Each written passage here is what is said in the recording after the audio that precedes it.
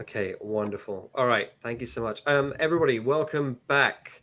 Obviously, you know, if you've been watching Trivia, that I've had far too many beers to carry on talking live online. So I'm going to hand you over to the wonderful guys from Pixels and Pints podcast. So we've got Pete, Howdy. Pete, and we've got Tom, and then we got Dan. It's kind of like the fucked up Brady Bunch, basically. Yeah. These guys are going to do a live version of their podcast. If you don't follow their podcast, then please do, because they are wonderful. These guys are the aficionados when it comes to beers and pop culture and all that fun stuff that we love at 89. Guys, thank you so much for doing this. I really appreciate you guys jumping on and celebrating the birthday with us. Happy birthday, man. Yeah, happy birthday to the gang. Thank you so much. Thank you so much. I really want to catch up with you guys in person sometime soon, but obviously we can't do that. So I'm going to lurk in the background and probably just like do some bullshit comments in the background just to annoy you. Good. But I will leave you guys to just run your podcast as you normally would. So guys, thank you so much. I'm signing out. I'll pop on towards the end, but have a great chat and thank you for joining us. All right, here I go. Bye. Thanks, Ben. Bye. So Ben's already done some quick introductions. I think after reading some of the comments and that in the trivia, I don't think we need to put a content warning here. So just a brief one. If there's any kids around, probably don't have them in earshot. We'll try and keep it as clean as we want to keep it, but it's that might not be hugely clean. So Ben's already done some quick introductions, but I had some mildly insulting introductions to roll out here because I thought it'd be a laugh to start with. So Pete's already rolling his eyes. So, we have the audiophile and the AMSR lover, Pete. Howdy. You're in that way for me. Yep. And we have the man who loves nothing more than pulling on his pilot's helmet and dancing around in the bathtub in his undies, the dancing rebel pilot himself. Tom. That's me. Yeah. And I'm Dan. Series of videos. I had myself down as a few years' time as the discount Gandalf, but Gandalf the Grey, but without the personality or charisma of Ian McKellen. Gandalf the Red. Gandalf the Red. That's sticking. It's going to stick. So, of course, we're all here to celebrate 1989's 5th birthday, which is great. Unfortunately, we can't do it in person. It would have been fantastic to do with some beers around some games. We'll get there. Maybe 6th birthday, maybe Christmas. Who knows what these things are going to roll out with. So, thanks for all for joining us. I hope everybody's had a good day. I've been tuning in every hour to what's been happening since midday today. It's been some great and very interesting stuff happening with retro games. Some one credit runs of AVP, original AVP, which was super interesting. Seems me and one of my friends got kicked off that in Castle Hill time zone back in the day. Castle Hill time zone. Yeah, we weren't old enough to be playing AVP, so they came and kicked us off, but we'd already actually finished the game and we were on our second run through, so we didn't care. We just died and moved along. So I guess appropriate to start. We were going to run through some bits and pieces of news, but I think one of the appropriate things to start with is news of 1989. Obviously, Ben spoke about it earlier, named after the year that the original Ninja Hero Turtles arcade cab, as it is in 89, was released. And this year, probably next year now, we're meant to have a new side-scrolling beat-em-up Ninja Turtles Shredder's Revenge. Did either of you guys happen to see the trailer on that at all? I did. No. It looks... All right, if that's cooperative, like, co-op online play, we definitely have to do an episode where we go through it. Yeah, a live play of it. That'd be great. Yeah. They did 2 trailers, Pete. They've got a gameplay trailer and they did I will call it a cinematic trailer, but it's basically a remake of the 90s Ninja Turtles cartoon intro, updated visuals and updated music. Exactly the same theme song. All the turtles look the same. All the character models basically look the same, but it's all slick and polished and beautiful. And the actual gameplay itself is arcadey pixel gameplay, but they all have their own sort of set moves. They all move differently with different weapons and everything like that. So that was scheduled for release this year. Who knows whether it'll actually come out this year or not. So, I skipped the beers, didn't I? Well, are we going to? We can wait. Well, let's finish the news first. There's a lot going on in the news lately, which is surprising. Pretty sure we're all sipping a starter beer anyway. Yeah, so. We are sipping a starter beer. So any of us are actually having the same beer. And it would be a miracle if it was the first starter beer of the night. It is 8:45. So we are gonna talk pop culture. We've actually got a lot of retro game stuff because there's a lot of retro game stuff relevant to what's coming out. At the moment, which is quite unusual, but really good for content. As well as we're going to go through 4 beers because of lockdown. We weren't able to all get the same beers because Dan's not allowed to leave. Dan's not allowed to leave his fucking house. My LGA. I'm not allowed to leave my LGA. So unless it's for work, because I'm an essential worker. So we were able to get 2 of the same beers. So we've got Akasha's Lupulin Fog and Talk to the Hand from Garage Project. And then me and Pete have got a barrel-aged stout from Stockade. And I think you and Tom have got another one. Milkshake IPA from Source. Yeah. Okay. So we've got a couple across the board that they're all similar, and I'll grab something in between, and we'll go from there. So can we start? That was my only. Sorry. Yep. I was going to lead just smoothly in there, but you throw in something else. So, some interesting news that I read was Scarlett Johansson's suing Disney for basically, and I've got a couple of quotes here because they're some pretty hardcore quotes for the release of Black Widow in theaters and Disney Plus simultaneously. So basically, her contract was built around box office results, not box office plus, their Disney Plus premiere. So, I mean, Scarlett didn't just star in the film. She also executive produced it, and she was a production designer for it. So she had quite a lot going on, or quite a lot of involvement in that film. The film itself broke box office records since the pandemic started. So it was $218 million on the opening weekend, but then it kind of just took a nosedive. So is that in cinema and the Disney Plus? Yeah, so they co-released it. No, sorry, the $218 million was just in theater release. So that doesn't include the Disney Plus because those stats aren't released anywhere. And so she's basically suing Disney Plus to say, well, you wrote a contract where I only got paid based on box office results in theaters, and then you basically took away viewers from the theaters by releasing it to Disney Plus. Not really, because I couldn't go to a theater to watch it. Yeah, well, that's the thing. Like, half the world couldn't go to a theater to watch it. So I get where she's coming from, but that's her agent's fault. That's his job to rewrite the contract and negotiate that shit. Yeah. It's just become super messy. It has become very messy. So Disney responded pretty harshly. Yeah, they're taking a very strong position. The lawsuit is especially sad and distressing is in its callous disregard for the horrific and prolonged global effects of the COVID-19 pandemic. So I get that they've cut back pretty harshly, but at the same time, there's a lot of spin doctoring going on in that fucking response, right? So it's basically saying by suing us, you are declaring that you don't give a shit about COVID-19, the horrific suffering, and when all she's trying to say is my contract doesn't align to the results. Now, you're probably right, Tom. It's probably just the agent was a twat and didn't renegotiate the contract. But at the same time, their response was quite strong. So on the back of this, Emma Stone is currently has made a statement that she's considering suing for Cruella. Exact same situation. But Emily Blunt and Dwayne Johnson have come out saying they're considering suing for Jungle Cruise, which did another theatre simul release.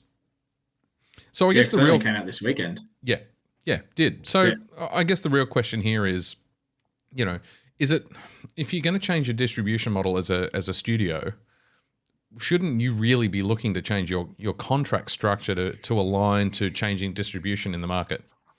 Whose responsibility is it? Probably both. Marvel themselves have come out, like Feige's come out and said he doesn't want to do any more of those like big 10 film contracts because they had issues going into the end of some of the original Avengers contracts where they were like, why am I not getting more money for this? Like he's getting more money, etc. And so he came out, and I think the quote was something along the lines of, I want people to be in these movies because they want to be in these movies because they're invested in the content. They like the idea of the MCU. They want to be a part of it. It's huge. Like it's proven to be how huge it is. But at the same time, I'm sorry, I can't sympathize with any of these people coming back and saying like, oh, I'm not getting the amount of money I'm getting because I've fucking lost half my job and I'm stuck on, a quarter of my income a week. I'm sorry you didn't get your 50 million, but you've got another 50 million. You can go swim around in your fucking Scrooge McDuck pool. Yeah, it's just a big get over yourself. I think you're kind of taking the position of Disney a little bit there. I mean, yeah, fuck them. It's all very 2020 hindsight from both of them, though. Like from both parties. Yes, but no. Hang on. I think it's 2020 hindsight. I'm an idiot. I should have renegotiated my contract from Scarlett's perspective. It's absolutely fucking foresight from Disney Plus, who went, we control everything. We know that her contract is based only on people buying tickets to cinemas, and we're going to co-release it on Disney Plus and not give her a dime for it. They absolutely fucking knew that was going to happen. Whether or not, they obviously know they're going to get sued. If she had, if either of them had ongoing contracts, we wouldn't even be having this conversation. True. If there was going to be, I mean, it basically tells us that Black Widow isn't returning in any way, shape, or form for future Marvel movies. But we knew that. Yeah, that character, Black Widow, her character. Going off her original contract, though, if that had been a cinema release film, I never would have bought it on Disney Plus. Yeah. I only bought it because I had to. I was forced to buy the current. Yeah, I hear. So, sorry. Shut up, Scarlett. Shut up, Scarlett. We are looking at the comments too, so if you've got some comment to make on this news, then feel free to drop it in there. You've got a bunch of news too, Tom. Because I can't. Sorry? You've got a bunch of news too. You were talking about... I do. There's some major delays in the shit that you're waiting for. Yeah, going off what Dan was saying, like looking at game delays. Yes, they did throw her off a cliff. I think Disney made their position clear. Sorry. Thank you, Brut. Yeah, I was just getting a message from Emma in the other room. She thinks Disney is wrong, so that's going to be an interesting discussion later. You have fun with that, mate. Well, you've got an hour and a half to change your position on that one, Tom. No, you'll find your soul stone eventually, mate. Whatever, I don't need it. Anyway, two big games that I was very excited for that I'd spoken about on the podcast before. Both been delayed. One a couple of months just to get some polish. It's Kena Bridge of Spirits. See, that makes more sense. But you had a typo in your messages earlier. You said Keno had been delayed, and I wasn't sure what numbers we were putting in. No, I definitely said Kena. You were probably drunk and just couldn't read the small typing. At least a 50% possibility. I'll second that. Was that the other night? Did you send that message the other night? Because he was definitely drunk. I was. So that was announced at the State of Play with the I think it was one of the first PS5 games in that list of big long PS5 games they did in that original thing. That was one of the games they announced then. I watched a playthrough that some guy did a demo of. It lives up to that trailer hype. Like the graphics and is almost Pixar level animation. It looks absolutely stunning. He was doing 4K, and I watched a 1080p playthrough, and it was. It's going to be quite the contrast to some of the graphics I was watching today. In definitely, the games we'll be talking, the retro games we'll be talking about later. Yeah, it's also something that's like I was really keen on it too because it was a new IP. It was on the new updated platforms, and like you said, it just looks pretty, and it looks like it's got a really good control system and play style, but that over the top animation to it as well, with all the light and all the little familiars that you have with you, whatever they are, and how they interact with the world. It looks very interesting, and I'm pretty keen to play it. Yeah, in a way, it looks like one of the most Nintendo-y games I've ever seen PlayStation release. It is like I'm excited for it. But so that's been pushed back. It was meant to come out in the next week or so. It's been pushed back to late September, early October at the moment. So it's not too far. The other big one that was delayed, Horizon Zero Dawn 2. Very keen for this. This is the Forbidden West. So it looks like they're heading towards a San Francisco-y post-apocalyptic area. Yep. They've pushed that back to next year. They're like, there's no way it's coming out this year. It was originally going to be a Christmas release, but unfortunately, we're just going to have to wait a bit longer for that one. Wait longer. Well, something Which sucks. is about to come out is the Marvel What If series, and I happen to notice a guy on Instagram who is he's the artist he's a packaging artist for the physical toys that are now available for pre-release in time for Christmas. And so if you go and check out Jerry J. Wilson, all one word, on Instagram, you'll see his account where he's released all the box art, and obviously he's allowed to release the box art. They're taking pre-orders, so that would have been part of that. And you can see all of the first batch of characters in the What If series. And a couple that jumped out for me were Zombie Hunter Spidey. And so in the box art, Spider-Man's wearing what almost looks like, and it's clearly not, but it looks a hell of a lot like Doctor Strange's cloak. Bright. He is wearing Doctor Strange's cloak. It is, but he has webbing on the He's got a Spider-Man flair to it. You can't fuck with the cloak. It's a living thing. He's bloody Spider-Man. He can do what he wants. Captain Carter, who looks maybe the cloak wanted to be fucked with, Pete. Did you ever think about that? Just sentient being. You didn't take his fucking thoughts into account, did you? People just take it off and throw it in the wardrobe. It needs some loving. There was. I'm sure he asked for consent. Which is sexy. Consent is sexy. Captain Carter, who looks just like Captain America, but obviously British, complete with the Union Jack on the chest and her shield. So Captain Carter is going to be the main feature. She's going to feature a couple of different episodes. Yeah, cool. She looks amazing in that box art, man. Like it's sick. And Doctor Strange Supreme. I'm really looking forward to that episode. Just a fucking badass, evil, gone to the dark side Doctor Strange. Versus Doctor Strange. It's a Doctor Strange off. I can't wait. One might even call that episode The Stranger. Hey, sit on your hand.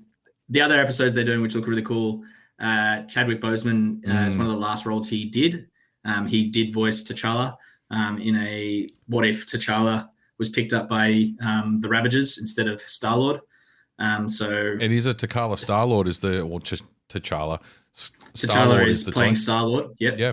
And there was another one that's completely just gone from my memory. Oh well. Don't recall. Didn't write it down. SSD support is finally coming to PlayStation 5, so you'll be able to upgrade your solid-state drive and your PS5 if you're one of the 7 people in the country that managed to pick one up in time without spending $8,000 on eBay. Which is about the cost of the SSD drives from what I've seen. No, they're about the same price as cheap as shit, man. What are you talking about? Not these ones. Not the ones that are compatible. Oh, really? They're going like 1 terabyte's like $700. Jesus. Yeah, okay. Well, I mean, 1 terabyte M2 hard drive for your computer is like $210. I bought one 2 years ago for like $600. So no, they've got to be specific ones. They've said that. Oh, that's fucked. Yeah. I'm sure they're making a dime out of that. I mean, Pete's so disappointed. So there's a couple of different ones they got coming out for that. So you mentioned something in the news the other day, and this will be the last topic, I think, unless Dan's got some news for the beer industry or anything interesting, but your trophy listing is going back to vertical on the PlayStation 5. Yeah, thank you. I'm excited for that. There's one thing I do is, I mean, you know that since I've got nothing else to do except, I go to work 2 days a week now, I rather than working, 60-hour weeks, I get a lot more time to play PlayStation. You just sit there in front of you on your couch masturbating over your PlayStation 5 list of platinums. Oh, yeah, it's glorious. Yeah. The platinum I'm at 85% for Darksiders 2. Thank you very much. I should have the platinum tomorrow. Got that. It's good to have goals, Tom. Hey, Eduardo just said in the comments you've got to pay for the PlayStation SSD with the other kidney. Yeah. He's not wrong. Cool. All right, well, let's talk about this beer. This is, I hope we all poured the same one, Lupulin Fog. Oh, yeah. I think that was first on the list. That's what I poured anyway. Yeah. It's like chewing on a fucking cone. Yeah, so this started as Akasha's Gabs beer about 4 years ago, roughly off the top of my head. So that was their Gabs beer, and yeah, it was super popular and was up in the top of the Gabs beer rankings for that year. And then they just released it every year after that. So solid hit of booze in it. The box art is awesome and it's such an improvement on the last one. Like, I wasn't a big fan of the Akasha rebrand, but for their limiteds, like this looks so much better than. What's wrong with having branding that looks like 4 lines of Coke? I don't know what your problem was. That wasn't actually on their cans anyway, was it? I don't think it was on their cans. That was just on the t-shirts. It was t-shirts. It was a red white printed one. It was a red icon, 4 lines. Lupulin Fog, New England double IPA, and it's 8.5%. It's lovely. It is 8.5%. It's got a fair whack of booze to it. You can tell there's booze in it, but yeah, you're definitely getting all that so smooth, super juicy, like real upfront resinous green hop character. Well, it's super fresh too. I don't know when this was brewed, this batch. I short poured myself because I don't want to get trashed. Mine says packed on the 13th of the 7th, so 4 weeks ago. Yeah, that's why you're getting the hop here. Just under. Yeah, but it's like this is its prime. This is the weeks when you want to get it. Give it that week or two just to mellow out, lose that little bit of hop green bitterness. Yeah, the acidic twang. Yeah, like that, and then let it settle out, and then this is its absolute fucking prime. Sort of 3 or 4 weeks after it's been packaged. Yeah, it's great. Yeah, really enjoy it. All right, I think let's start talking retro games. This is going to be a huge topic. Yep. When Ben invited us on and we started thinking about topics that we can talk to, we are retro gamers. We are the generation that grew up with consoles. Really, there's not many people born before we were. So we were all born early 80s, like real early 80s. People born in the 70s. Speak for yourself. Yeah, I was going to say, Tom's a few years younger than us. It's all right, mate. You'll hit puberty sooner or later, mate. Oh, that'd be great. So I guess, well, then Dan and I are going to have a different answer to some of these questions than you will, Tom. That's exactly it. That's Tom, cool. Actually, when I put those questions in the chat earlier on, I wondered what your actual involvement with, outside of something like 1989, what was your early involvement in arcades? Because they probably were starting to well and truly die off by the time you were old enough. So for those wondering at home, I was born in 88. So it's like, that's not towards the twilight years of the 80s. That's not too young. That's the same age as my baby brother. There you go. But definitely, when I was growing up and old enough to eventually enjoy going to an arcade, they weren't really around. Would have been Burnout Paradise 72 by that stage. Yeah. Well, there wasn't one in the town I grew up in. I think the closest one was a Time Zone at Macquarie Centre. And that was, either mum had to drive you there or you had to get the bus, and it wasn't worth it. But when you guys were talking about having Commodore 64s and Ataris, like that's what my dad brought home. Like that was the first stuff I played games on. Wow. So we went from giving you shit for being young to feeling fucking old real damn quick. Yeah, well, your dad brought home a Commodore 64. Fucking hell. So Pete, what was your first? I'm assuming we probably had the same, even though we didn't know each other early on, but probably the same arcade we were going to. Yeah, well, it was the first coin-op arcade centre I went to would have been Time Zone in Castle Hill. Castle Hill, yeah. Yeah. And I once that kind of shut down, or I outgrew it, I can't remember, because we had arcade coin-op machines. We had 2 coin-op machines in the video store, Civic Video, for those people who remember VHS videos. And there was a good live stream on a VHS collection earlier today, which was awesome to watch through. Brought back some memories. So I worked in a video store mainly I got the job because my mum had rented more videos than anybody else on the members list at like 2,500 over the space of 3 years, I think it was. So we had Street Fighter 2, we had what was the stupid car racing game? I thought it was Burnout Paradise, but it's clearly not because that's a current game or current-ish PlayStation 3, PlayStation 4. PS3 release. Yeah. So there was a racing car game. Where it's probably Daytona or Sega Rally. Daytona, actually.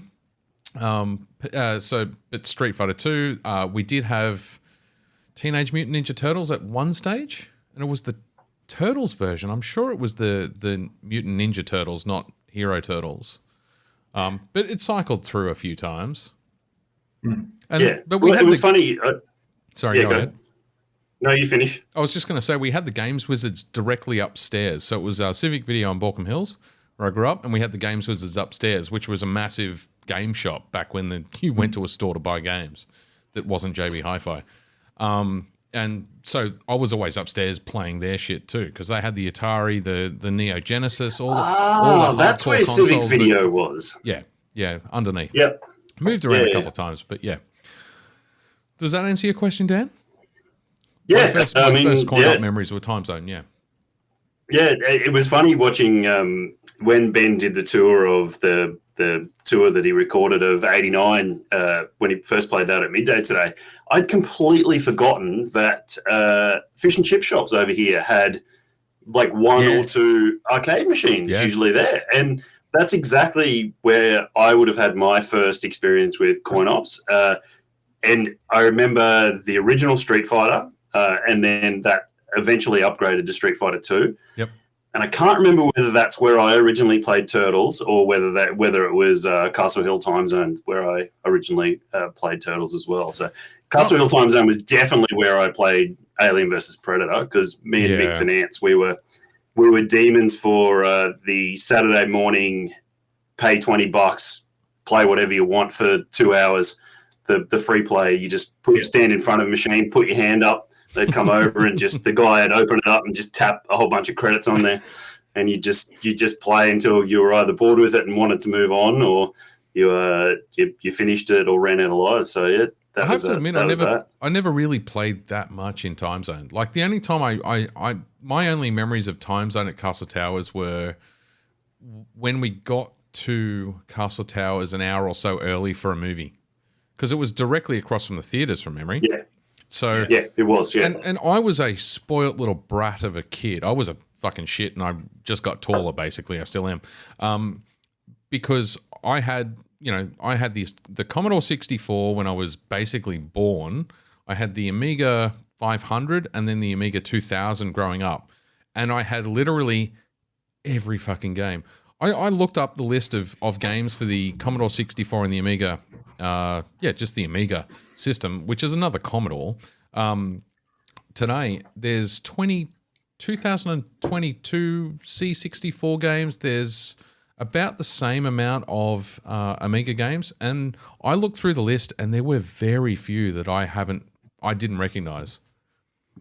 My dad was a mad pirate. Hopefully we've passed the statute of limitations? Statute of limitations? Like, he'll be right. Like 35 years ago. But yeah, no. Not sure they could get you for Commodore 64, by the way. Yeah. So, I didn't actually... So this is a question for that side of it. I had a friend because we got our Commodore 64 when we were in New Zealand. And one of my mates over there, his dad would pirate the games as well. But didn't you have to have a PC to pirate the Commodore games? You could do it from the Commodore itself, could you? I believe so. We were talking 5 1/4-inch discs at the time, so that might be a question for Ben if he's listening on the chat. Yeah. How do you pirate old school games? But yeah, no, these are 5 1/4-inch floppy disks back when, floppies, because we all called them floppies, but for so many people, the 3 1/4-inch discs, which are hard plastic, were never floppy, and they were still called floppy disks. It's because the original 5 1/4 inches were literally flimsy plastic, and there was a single disc of about that big of magnetic material, because I've tore a few apart, inside this pocket of plastic with a little window that the reader would read.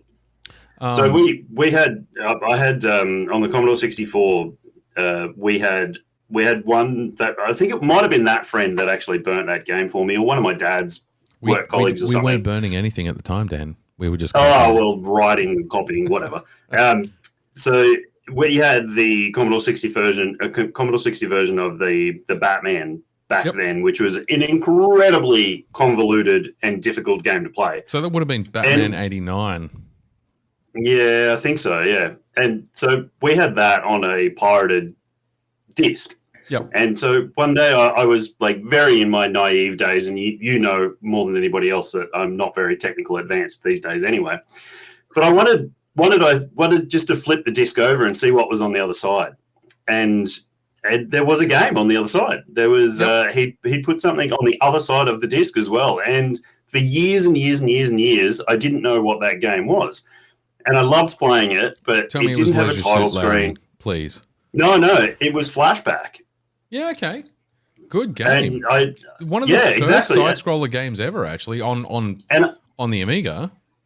Yeah, I fucking loved it, and I thought it was the best thing out, and I ended up playing probably more than anything else on the Commodore 64 in the end, and it was a game that I didn't even know we had, and I just found it through pure chance. The irony is, and look, retro gaming to me is similar to a Facebook post I found randomly on a comedy channel that I'm like a comedy group that I'm a part of, that said it had a picture of 4 stones with different icons on it, and it said if your partner if your partner doesn't recognize what these are, she/he is too young. And it was the 4 stones from The Fifth Element. Video games these days, people like growing up who are young adults now never dealt with floppy disks at all, really never dealt with coin-ops unless they're in a retro bar or a retro arcade center. Don't understand the concept of 6 CDs to play a game or 22, floppy disks to play a game. And yet, as much as you can kind of give them, you can sit there on that holier-than-thou kind of mentality about, well, you don't really understand the history, they're still enjoying the benefits and the result, and in some cases, the fucking franchises. Fallout is a game that started yonks ago. In fact, I've got the date written down. 97 was the first Fallout. It's probably a bad example, but if you look at some of the if you look at some of the other examples that I've, and I went through the list and I really picked out the games that I have vivid memories growing up of. International Karate, 87. Yeah, I played that. Yep. Definitely. So it was International Karate Plus, came out in 87, and I was into it because it reminded me of The Karate Kid, which came out in 84. So there was a 3-year gap. Zach McCracken. So I've said Z for Zachariah on this podcast numerous times. What I actually meant was Zach McCracken and the Alien Mindbenders, which used the Scum engine from Maniac Mansion, which we've talked about before. Sid Meier's Pirates. So before Sid Meier made Civilization, which everybody's fucking heard of, he made a game called Pirates in 87, which I was too young to play it properly and finish the game. I ended up playing on the PlayStation Vita when it came out not too long ago and finally finishing it. And then we move into the Amiga. So Dungeon Master 1 and 2.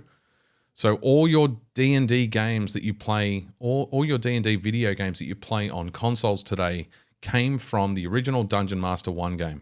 It was one of the very first games of that style, the RPG, kind of dungeon crawler. Black Crypt, Eye of the Beholder, 1, 2, and 3. From 87 to kind of 93, that's when all those kinds of games came out, and that's where all my memories come from. And it's influenced my go-to genres today. It's all science fiction and fantasy. Jeez, Dan, that screen is really fucking bright, bro. Just then, before you minimize that window, you look like a ghost with eyes. I forgot I knew it was a Commodore 64 Ninja game, but I couldn't remember the full name of it. But you're exactly right. I mean, it's the one I just looked up was The Last Ninja. Yep. And it's I have such fond memories of it. I remember a few years ago I was really ill, and I was just lying on the couch, and as you do, just with going through YouTube and just looking at random stuff, and I'm like, fuck, I want to look up these old Commodore 64 games. And look at these ones that I didn't finish because I got stuck on a point, and there was no internet. You couldn't look up how to get past something. You had to slog through it, and you had to try every permutation of every single move you could do to get past this point. And you had to subscribe to the Nintendo Power magazine to get the and they made a fortune out of publishing those level completion kind of tips. So I watched and you're completely right on this. Has definitely influenced my choice of games. This Last Ninja. But it's not just choice of games, Dan. It's literally your entire life. And I know that sounds stupidly big, but the people that you interact with, the types of conversations you have, the TV and movies that you gravitate towards, the books that you read, the interactions with women that you have. If you're like me, they bleed into your daily conversation, and the kinds of conversations you can have with your partner, they're all influenced by video games. We wouldn't be here doing a live stream for a retro arcade bar. The three of us with the people that are online as well. If this, I mean, we're both. Well, actually, you're 40 next year. I'm the eldest here. So yeah, I mean, this many years on, if it wasn't those major influences, we wouldn't even be having these conversations. We're going to talk about Dune later on in the episode, but hold on a sec. Let's get to. We've talked a lot of Commodore 64 and everything like that. Tom, you were obviously several years later, and the Commodore 64 was probably almost burnt out by the stage. Dead, surely. Oh well, as I said, I remember playing one. Dad brought one home from the office. One of his mates at work had it. Computer, was it? No, that was one of the original Apple Macs. Was his work computer. I remember playing Prince of Persia, the original Prince of Persia on that. It was the first had on PC. Yeah, well, we had to take us in to work sometimes, and he'd be like, "All right, sit here, shut up, play this," and the old side-scrolling Prince of Persia. That was fucking great. That was a good game too. It's got to be one of the first side-scrollers on a PC-like device. Because the back then the lines kind of blurred between consoles and PCs. The Amiga 500. Hello, Zero Shave. The topic is retro games and the retro games and how it's influenced us. We've just moved from us reminiscing about all the Commodore 64 games we played, and Tom's just Tom's a few years younger. He's just filling us in on where he was up to at that stage. So my first real console, the first game, and it was similar to what Dan was just saying before. It was Alex the Kid in Miracle World, which was built into the Sega Master System 2. And there was a certain level I couldn't get past, but my brother could. So I never finished the game, but my older brother did. And that really kicked off my need to game because I needed to beat my brother. And since then, it started it was like, I remember being in primary school and mates who lived down the road around the corner, they had a bigger collection of Sega Master System games. And it'd be like, yeah, Mum, just going to go to Jeremy's house to get the homework. But I was trying to play California Sports or whatever? I can't remember the exact name of the game. Yeah, I think that's what it was, Yeah, but it was like... I'm sure that's I'm sure that's Commodore 64 game. But I'd never have interest in any of those sports these days. But it was just it was that couch co-op experience. You died, you passed the controller, and so we'd play that for hours. California games, I think. California games, that was it. Yeah, but it was like windsurfing and skateboarding and stuff I've never really been into. But he had it, so I needed to go play it. My older brother was better at it than me, so I had to play it to get better at it than him because healthy sibling rivalries. Which led into our major console as a kid was a 64, an N64, not a Commodore 64, and hours upon hours of GoldenEye 4-player, being one of 5 kids, and Dad loved it. He'd get right into it. So there were 6 of us. By the time my little sister was. That was a defining console too. The Nintendo 100%. 64 was the first 64-bit console, is my understanding. Yeah. That's what really that pushed gaming up a notch for me in terms of things I needed to do in my day. Eduardo's just said Alex the Kid is his first memory experiencing controller rage. Yeah, I think we've all been there, man. There's a couple of other firsts I wanted to mention. So, I've got games that I remember playing, like Zack McCracken. I remember playing that. That was a Hero Quest, Space Quest style, adventure game where you had to click to figure out what was going. You basically you could click everywhere on the screen, and pick up just random things, and you had to figure out.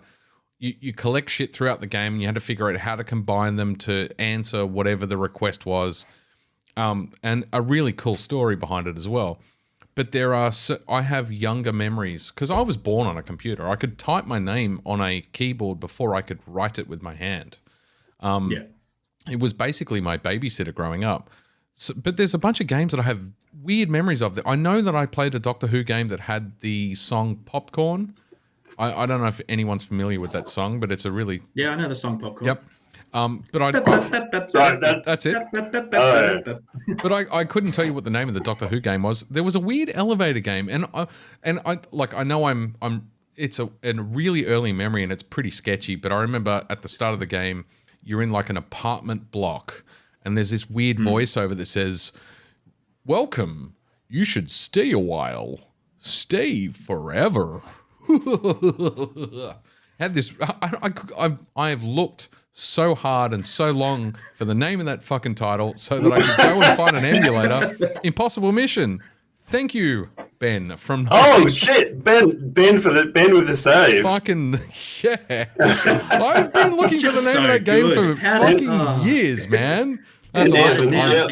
Write it down, Peter. Oh, I'm writing it down.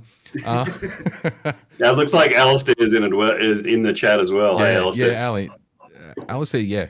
Yeah, he is. The original Civilization game by Sid Meier that came out well after Pirates.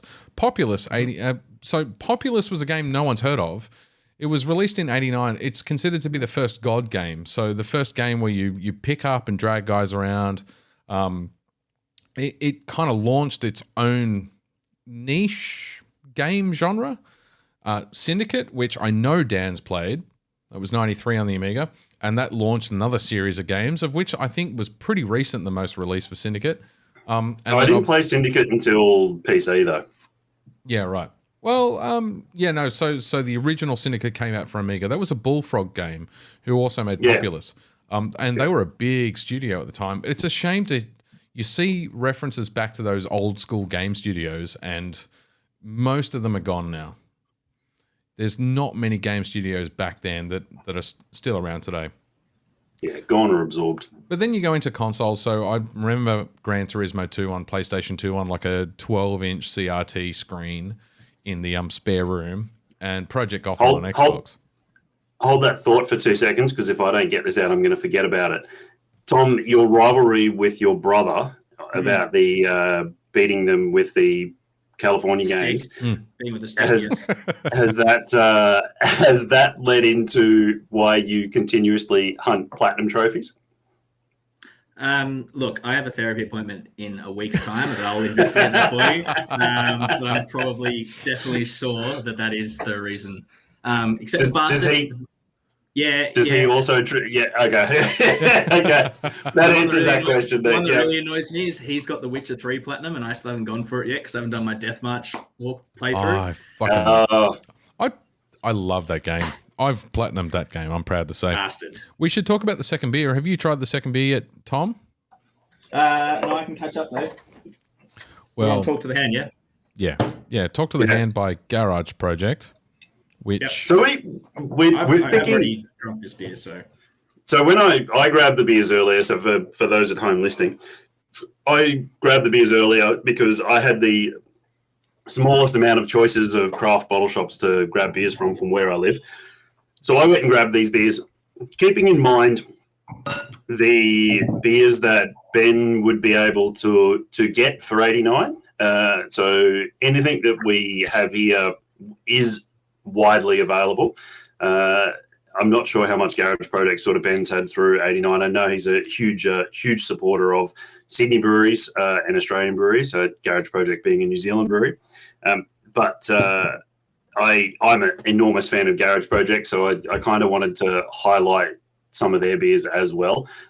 Plus, I really wanted to keep it Australia and New Zealand-based beers for tonight. I didn't want to grab any US overseas beers. Plus, they always taste shit because they come over keep it Australia, New Zealand. Yeah, but my choices were seriously limited from where I got these. It was either Garage Project or one or two other Aussie breweries, which was unfortunate for how good they used to be. And I just wanted to try and keep the beers in the theme of what Ben sort of would have done or tries to do with all the beers that come through 89. So that's why I chose this Garage Project one. Also, Dan, I don't know what to talk about with my love of trophy hunting, but but when I do, no idea. Don't know what you're talking about. This second beer is clean as shit. It's fucking excellent. It's excellent. It's got a really nice hop. It's such a different comparison hop character to the Lupulin Fog that we just had. It's definitely on that piney, herbaceous end of the hop spectrum, really stepping away from that juiciness of what a Nipah or a hazy is. It's not filtered, but it's pretty damn clear. It's that clarity filtered. Really. It's not filtered. No, I believe you. Did you read the little bottom part of the blurb where they talk about how they made the beer? No, because I'm sitting in the dark. So a new wave cold IPA brewed with Pilsner malt and mate. Sorry, Tom. Yeah, go.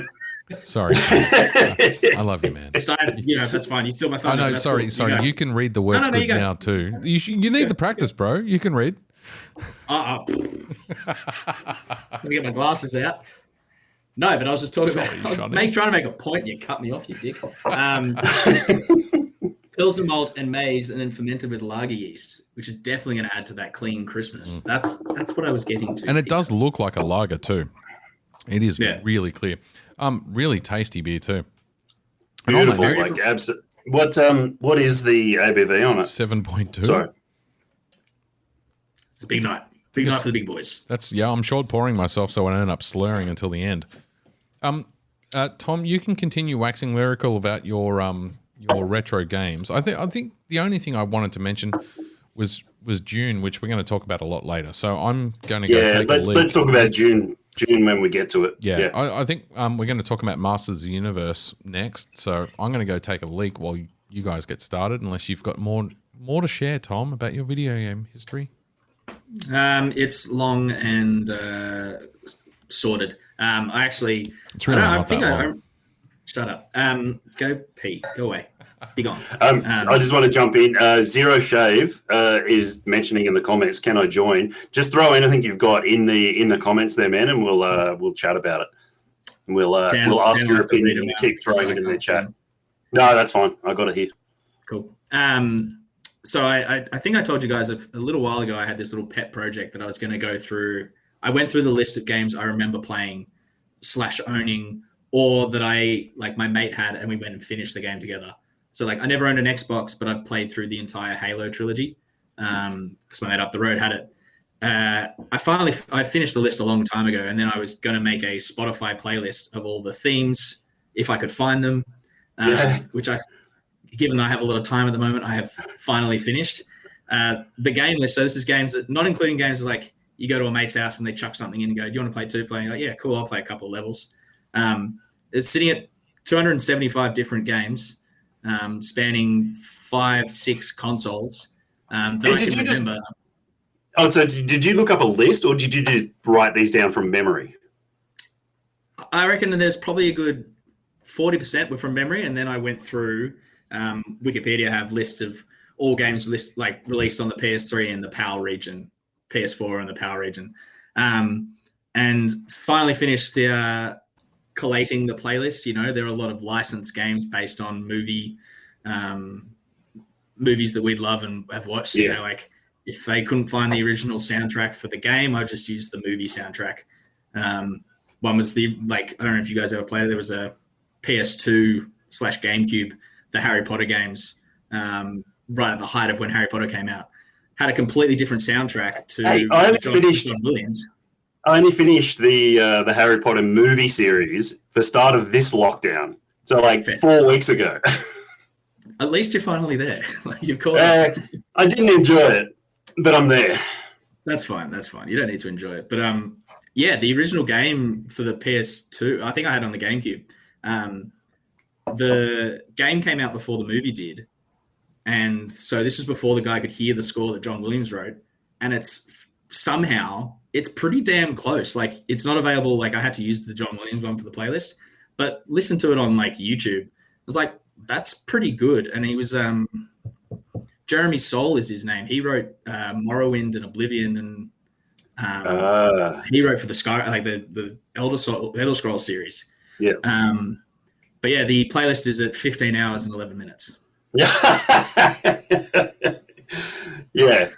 I can imagine that's a fairly well. I mean, there's those times when you send me those appropriate songs for the day, like you did the other day with Ghost of Tsushima. Tsushima. Yeah. No, but it was just really fun to go back and through that history and list of games that I know that I'd played and be like, each of those games would be like probably, earlier ones you'd be spending 15 hours just to finish at once. But like, that's a lot of hours that I've invested with a console, with a controller in hand, getting lost in these worlds, and haven't showed any signs of slowing down. Like, if the current climate's anything to go by, I'm trying to speed up at the moment and get through more games than I've got. Yeah, so yeah, I think that talks to the mastery of some of these people that write and make these games from early on. And I mean, and I think it goes back to those. I mean, I've got to draw back again to Ben's tour of '89 earlier today, where he was talking about Double Dragon. I mean, there's so many games and genres that would not exist if 100%. someone hadn't have made Double Dragon and just gone down that route. And even movies as well. I mean, you look at things like Big Trouble in Little China. Would that have really been made if something like Double Dragon hadn't have been around to lay that sort of groundwork? And Ben, you can definitely correct me here. I am assuming that Big Trouble in Little China came out after Double Dragon. But definitely did. Yeah, that would be my guess on it. But yeah, I mean, I also remember on the Commodore 64 playing the Big Trouble in Little China game, which was an insanely hard game, which I don't think I ever got past like the second level, but it was kind of a Double Dragon-esque side scroller beat 'em up. Not that quite that 3D sort of isometric angle on it. It was definitely a 2D side scroller, but I completely agree. And all the way from what you were saying about the music, I mean, Ben still plays at the end of the nights at 89. He plays the Mario music to finish everybody up for the night.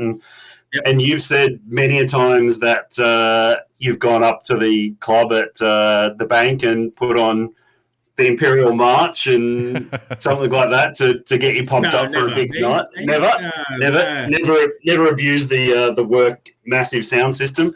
Speaking of soundtracks, I don't know if you guys ever played the original MechWarrior 2 for PC, but it came with the full soundtrack. I did.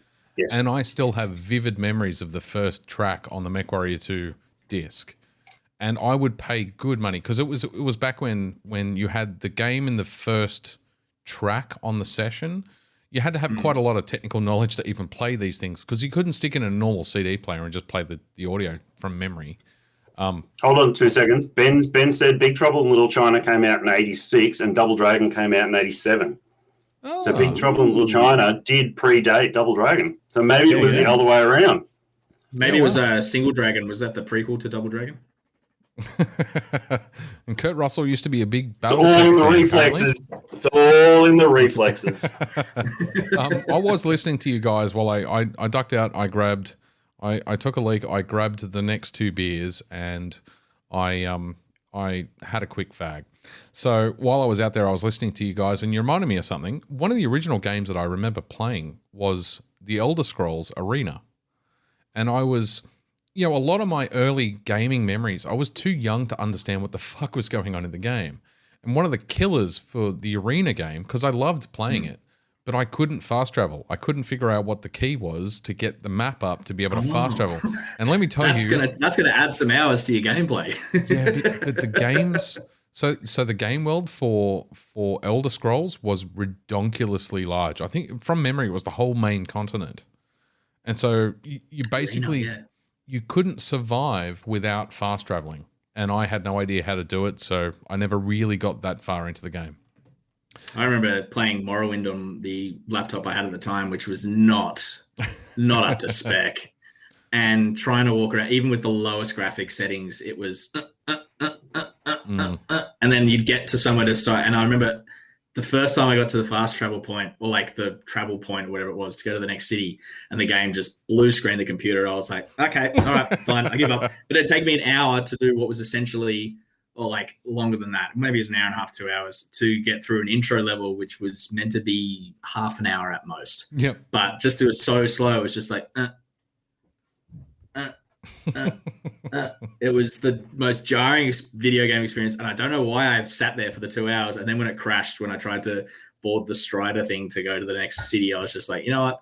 I do remember the Striders. They my were the fast computer points. Cannot handle this. They were the fast points in Morrowind. Much easier to understand. Yeah. We need to move on. So we've all seen the... Two second. Buddha 3D said Kurt Russell used to be a big BattleTech fan and had old school networked cabinets to play it. They were hardcore cabinets too.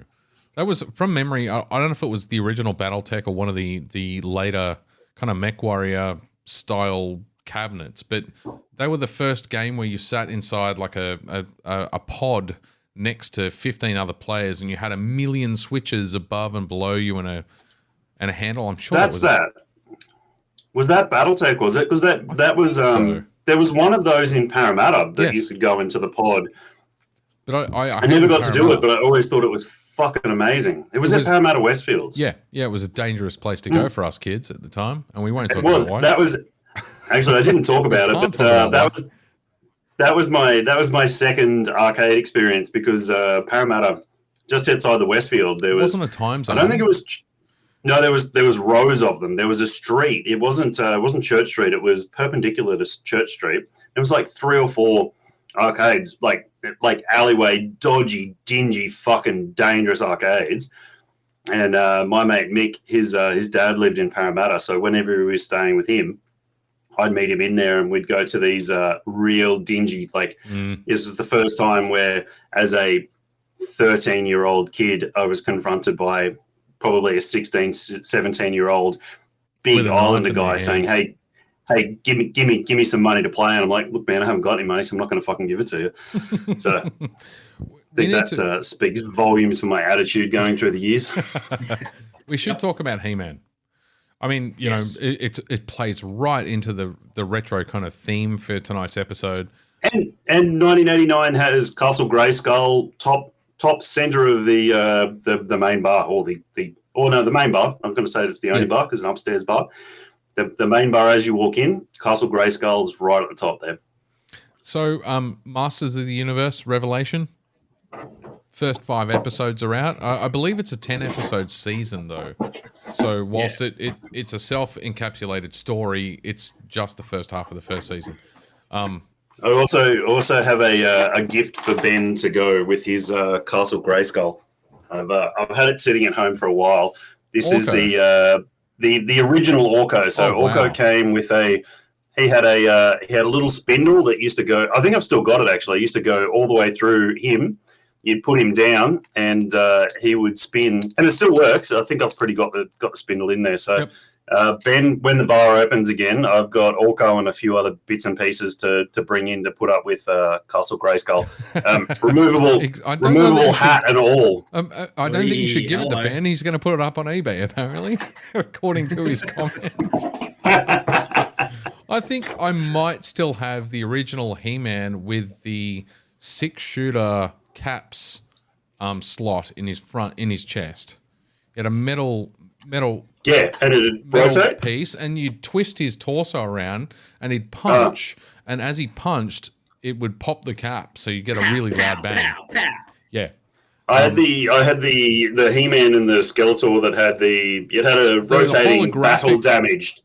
No, it was battle. It was battle damage. So you'd rotate it, and it was on a spring, and you'd rotate it back to normal chest plate, and you'd tap it, and it'd rotate 1 to a slash. Yep. And then you'd tap it again, and it'd rotate again to 2 slashes, and that was Skeletor and He-Man. I don't still have them, unfortunately, but I could have sworn Skeletor had some sort of holographic. I think there was one that was like that. Yeah. But I had the original Castle Grayskull with the. Sorry, what? Yeah, shut up. That's why I'm sure pouring myself. Fuck you. And it had you could take the snake out on the tower, and it had one of those echo microphone things in them that you got in quite a lot of toys. Yeah. So Masters of the Universe was released on, is it Netflix? I'm sure it's Netflix. Kevin Smith. Yeah, Netflix, yeah. Kevin Smith is a big part of bringing that back to life. So he wrote the episodes. He's kind of driving that story. Spearheaded the whole project. Yeah. And some big fucking names to read the characters too, like the massive voice cast. Yeah, so Sarah Michelle Gellar as Teela. Chris Wood, I must admit I don't know Chris Wood as He-Man. Lena I looked him up. He was in a bunch of CW stuff. Which I so should surprising know. You don't. Yeah, I was gonna say surprising you don't know. I think he was in a couple episodes of Supergirl. I think his big breakout they said was in the Vampire Diaries, but I've never seen Vampire Diaries. Are you sure? You sure? Didn't watch. You love a CW? Come on. Hey, look, I don't mind the mini skirts on Supergirl, but yeah, no. Lena Headey. Yep. Played Evil Lynn, and I've got to say, and she would be a fucking perfect live action Evelyn. Yeah. But at the same time, yeah, you're right. But it's very hard not to see her as Cersei in Game of Thrones for me. And I never watched Game of Thrones, so I don't give a shit. But or as the drug mule in the latest Dredd film, she was the one at the top of the table. Mama. And another Game of Thrones. How do they make it? Sorry. Going on, just this is our massive side tangents. Yes. This is why they never stick to time. Yeah, I know. Dredd, like that. Just how they can make such a beautiful looking woman look like terribly misformed in Dredd. Just like hands down to the makeup artist in that, because the Mama makeup is just fantastic. Sorry, I've just cracked my Continue on, He-Man. And I'm not going to talk about it, but I just cracked my third beer, and it I almost guarantee is synthetically flavored in the same way that blueberry fucking IPA we had too many of was synthetically flavored. My whole room is just filled up with the smell of strawberry. Liam Cunningham was another Game of Thrones cast member. He was a pretty important character, actually. He's got a beautiful voice as well. He does. That man could lull me to sleep any night of the week. Yep. So who was he? Master at Arms. Man at Arms. Oh, okay. Yep. Mark Hamill, obviously a Skeletor, and I've got a problem with that. So I loved the series. I loved the story. I loved that it broke new ground whilst respecting all of the history that I have. I'm not going to say vivid. I'm going to say sketchy memories of, because I've watched a lot of the original He-Man, but it blends into Thundercats for me for some fucking reason. The series itself was brilliant. The 5 episodes I've seen, but Mark Hamill as Skeletor, perfect probably voice acting for the role, but I cannot not hear Joker because it's exactly the same voice. It's his Arkham, it's his animated series Joker. Even down to the laugh, it was exactly the same. So he did need to change that laugh, and he should have taken more of that original like. Yeah. You do that quite well, actually. Susan Eisenberg as Sorceress, and you even did the jaw movement too with the limited animation that they had there, and he would move that much of a jaw. That's the only way you can do that laugh. Like, Diedrich Bader. I've seen him in a million things. Napoleon Dynamite. He was in Office Space. That's where I know him from. And he was the Tiger, wasn't he? And he was in, and Jay and Silent Bob. Strike Back. So, look, huge cast, huge voice cast. You left out some of the best ones. You left out Jason Mewes was Stinkor. Who was in it for all of 20 seconds. 20 seconds, but it's Kevin Conroy is Merman. You had the original Skeletor, Alan. No, I was about to say you literally took the word out of my mouth. Alan Hoppenheimer, who was the original Skeletor, was Mossman. Yeah. Which I thought really cool. They brought him back. Yeah. And Justin Long was the robot. Yeah, the robot. Robot son. Did you say Alicia Silverstone? Because I know you love Alicia Silverstone. I do love Alicia Silverstone, and I did not. She was the queen. What are you laughing at, Dan? She was fucking hot in Clueless, man. Yeah, no, your amount of slurring at this point in the at the 1 hour and 5 minute point. Shut up. I'm all good. Carry on. Fuck you.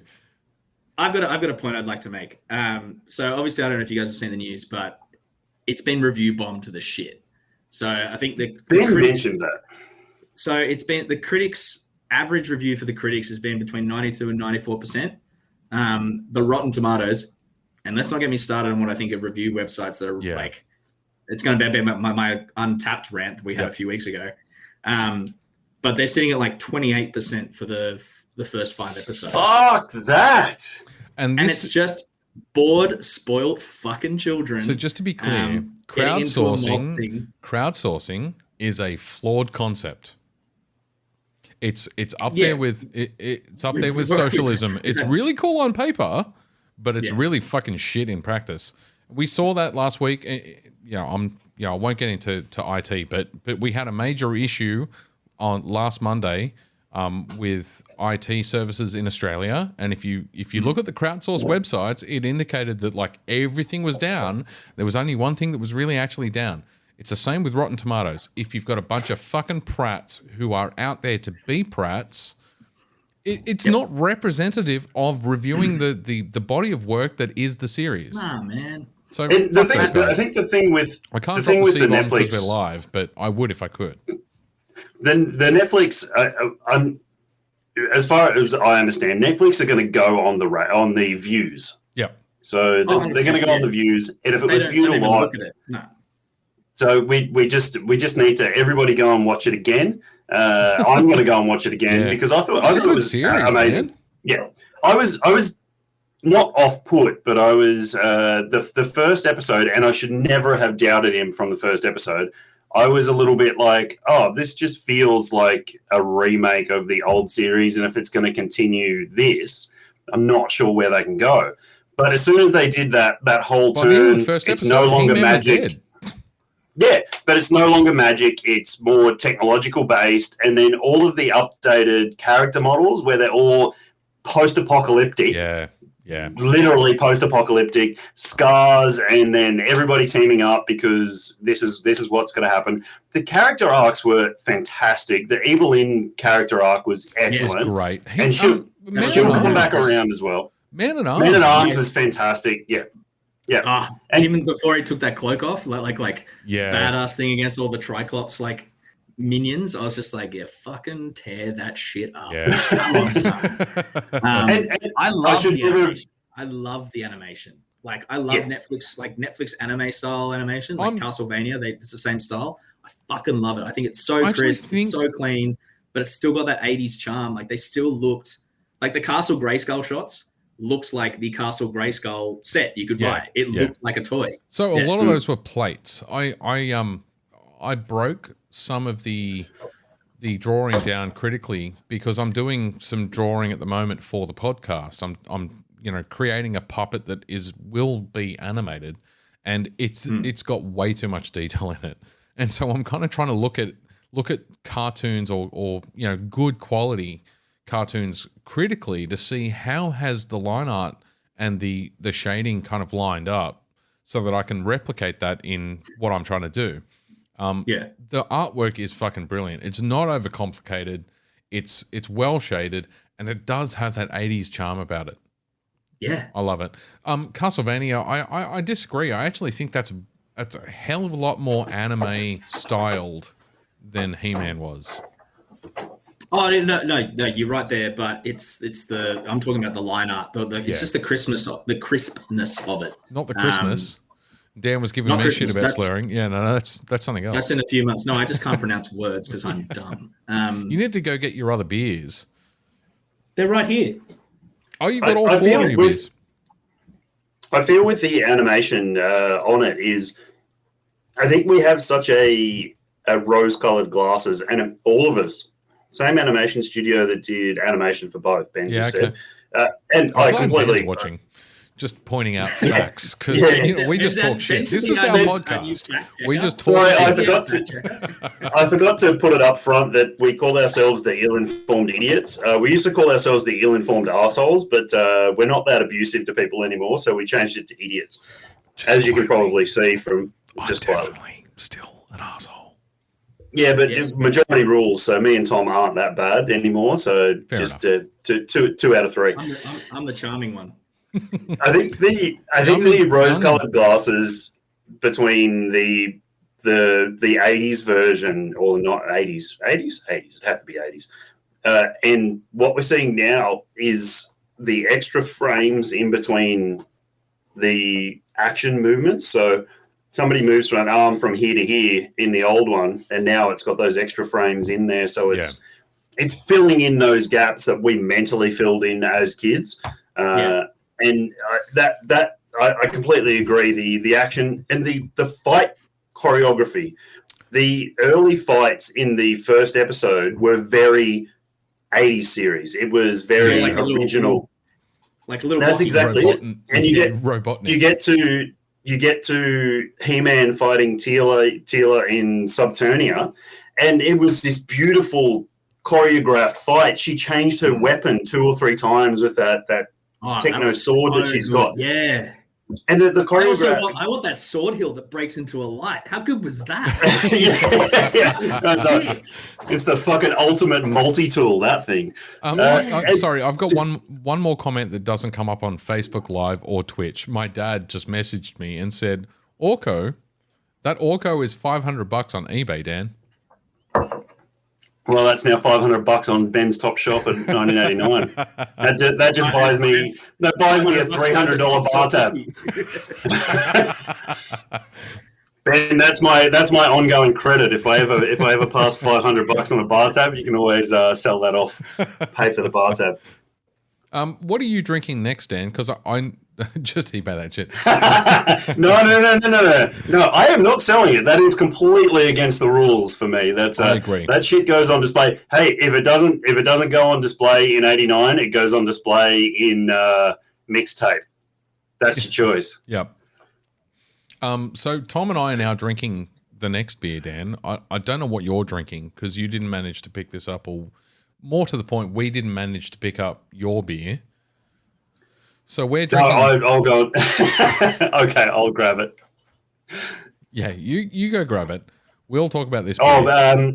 Eduardo, in this little bucket of toys down here, they're not packaged, but I also have the 4 original Mutant Turtles and the Bebop as well. When you say original Mutant Ninja Turtles, do you mean the red sash? All 4 had the same color? I remember those buckets were awesome too. This is all from my childhood. I mean, all original. Yeah, so Donatello with his original belt and original stuff. So this is my 1989 bucket that is going to go. I wish I knew where the blimp was. Do as you wish. I threw out the blimp, the foil balloon blimp with a little cartridge on the bottom. I've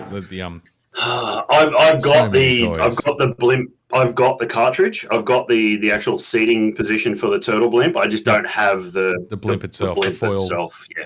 You'll both appreciate this. Everyone and I were watching. We for some reason neither of us had ever seen Argo, the movie Argo with Ben Affleck. I've never seen it either. Really good. Watched it last night. Really good. But the closing scene, completely irrelevant to the entire film.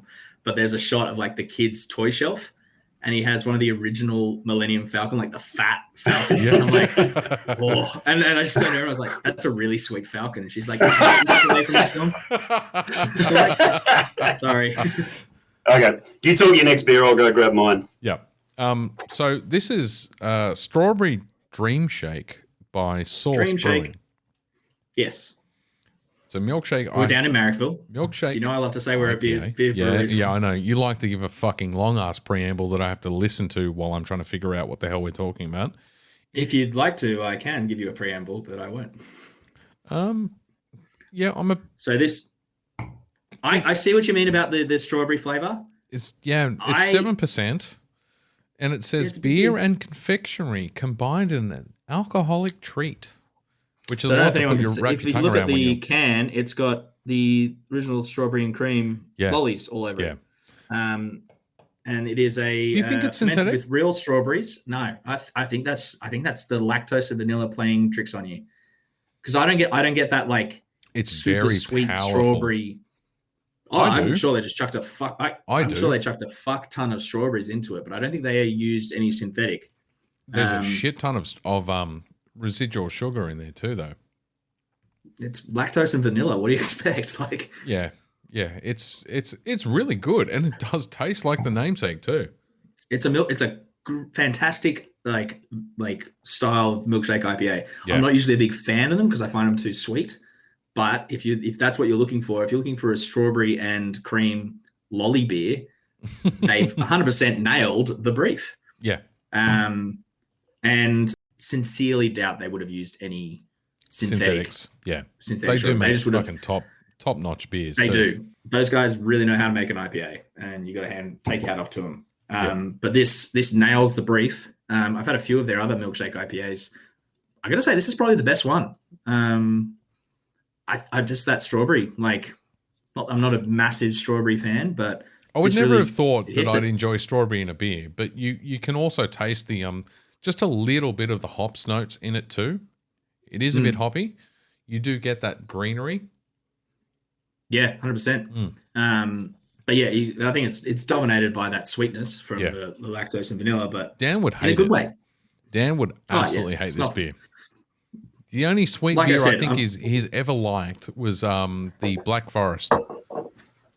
Oh, the Moondog. Oh, there you go. Hello. Outside. There we go. It's the only dessert Run that by me again. I said, I think the only sweet beer. Moondog is, you keep saying Moondog is a dessert beer. It's not a fucking dessert beer. Moondog, the Black Forest cake, it has no sweetness. The final gravity of Moondog fucking Black Forest cake. You started this. Is 10.8. 10.8 is the same gravity that most IPAs, most pale ales finish at. It's not a fucking dessert beer. Let's not get into this goddamn argument again. We were just saying, Dan, that this is a very sweet dessert. This is a milkshake IPA, and it's living up to the. It is like chewing on a strawberry and cream lolly while drinking a standard IPA. I got a real good creaming soda smell going through this room right now. Yeah. But it does still have that body to back it up, where it's not just like, this is lolly water. Like, nowhere do I feel like I'm drinking a breezer, which talk about I haven't done in a few years. Sure. While Dan figures out what he's drinking, we should talk about some. Yeah, I'm trying to use the light of the monitor to read the. It's making your face like completely wiped out white, so you should be able to read fucking anything on that thing. Yeah, I know. The camera's really blown out. I will have to. I told you I was technologically backwards. You know that. So, no, I'm drinking White Bay Brewing. So they're over in Rozelle in Sydney here. I actually got this one, Pete. Dan, what's the name of the hopes that... Oh, fuck's sake. I can't see that. It's Burst. It's a Hoppy Brut Sour. Yeah, okay. Okay, so it's a really dry. I haven't tried it yet. I can smell it though, so it smells nice. It's a really dry sour, and I grabbed this in the hopes that you would be able to. No, it's too blown out. Yeah, in the hopes that you'd be able to get it. It's an old 70s. It reminds me of the album Holden of some sort. It reminds me of the album art. Fucking, I need to stop drinking. Jesus. It reminds me of the album art from Gold on the Ceiling. Oh, I haven't seen it, but yeah, that's the kind of it's too blown out. But yeah, it's got that doubled up.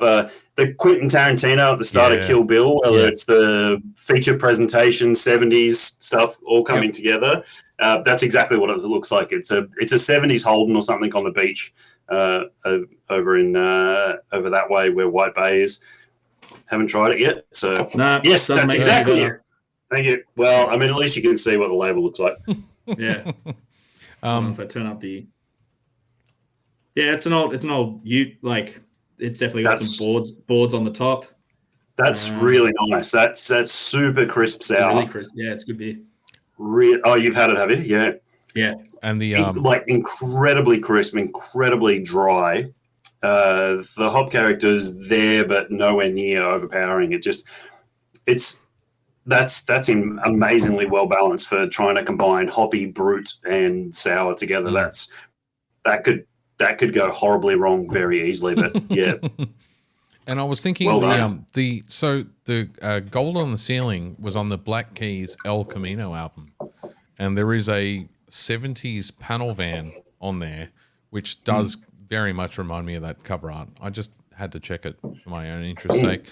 We should talk about trailer trash. So the trailers that have come out in the last couple of weeks, there's been some pretty significant trailers in the last couple of weeks, actually, which I've written down. Have you guys added any more to the list since I just the only one that I added, which it's a little older, but it's coming soon, so that's the only reason I watched it. It came up as like a recommended next watch on YouTube today.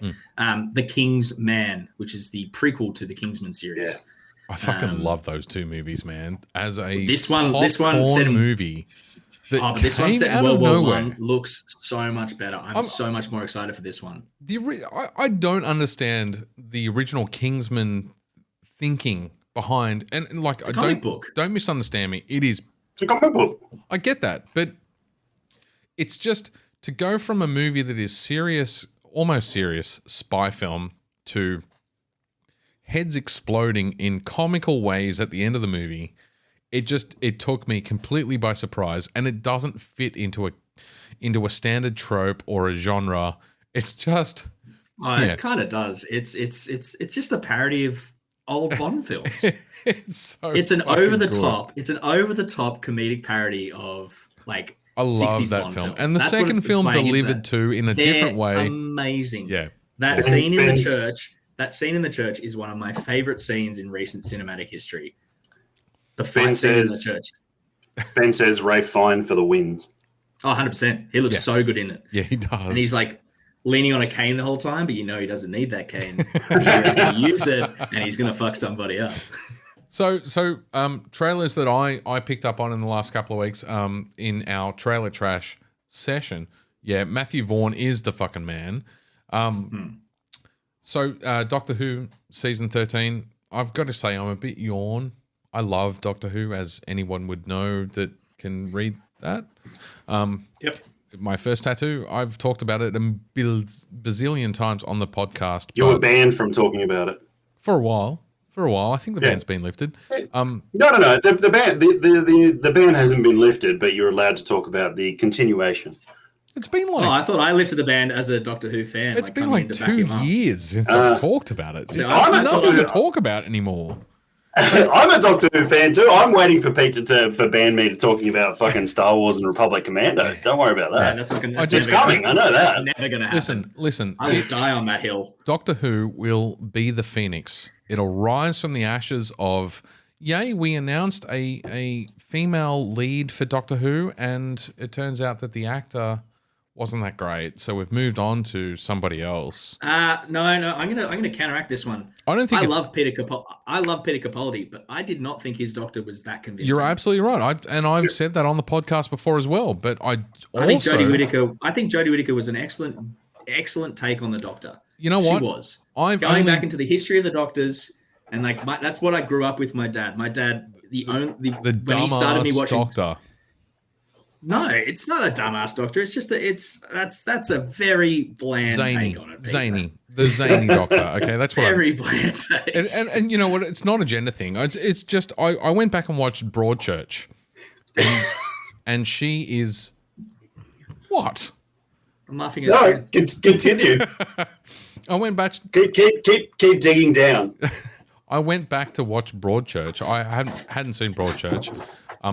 All doctors want to be David Tennant. So fucking true. Although Matt Smith was amazing, Ben. Sorry, just reading the comments. I went back to watch Broadchurch. She is brilliant in Broadchurch, as is David Tennant. I just don't rate her as a Doctor. And that's where it comes back to, which we're going to get to later in Ghostbusters, the fucking writing, because there's only so much you can bloody do. Well, since Russell T Davies decided to become a fucking activist as a storyteller, when he left and push a different agenda, I totally agree. Totally agree. I mean, I'm very interested to see this next season, given that she's announced that it's her and the writers last final. Yeah. They need a strong actor. Writer? Sorry, writer. I think it was her and the writer. They said in that the interview showrunner. that they agreed. Showrunner. That was it. Yeah. So they agreed that they were going to just do that 3-season run. Yep. I really hope that she just decides to go fucking all out. But literally, you could skip her entire chapter in the Doctor Who series and not really miss anything. There's been no serious story arcs. You got to say about Christopher Eccleston. You could really skip that. I disagray with that. He wasn't that fan.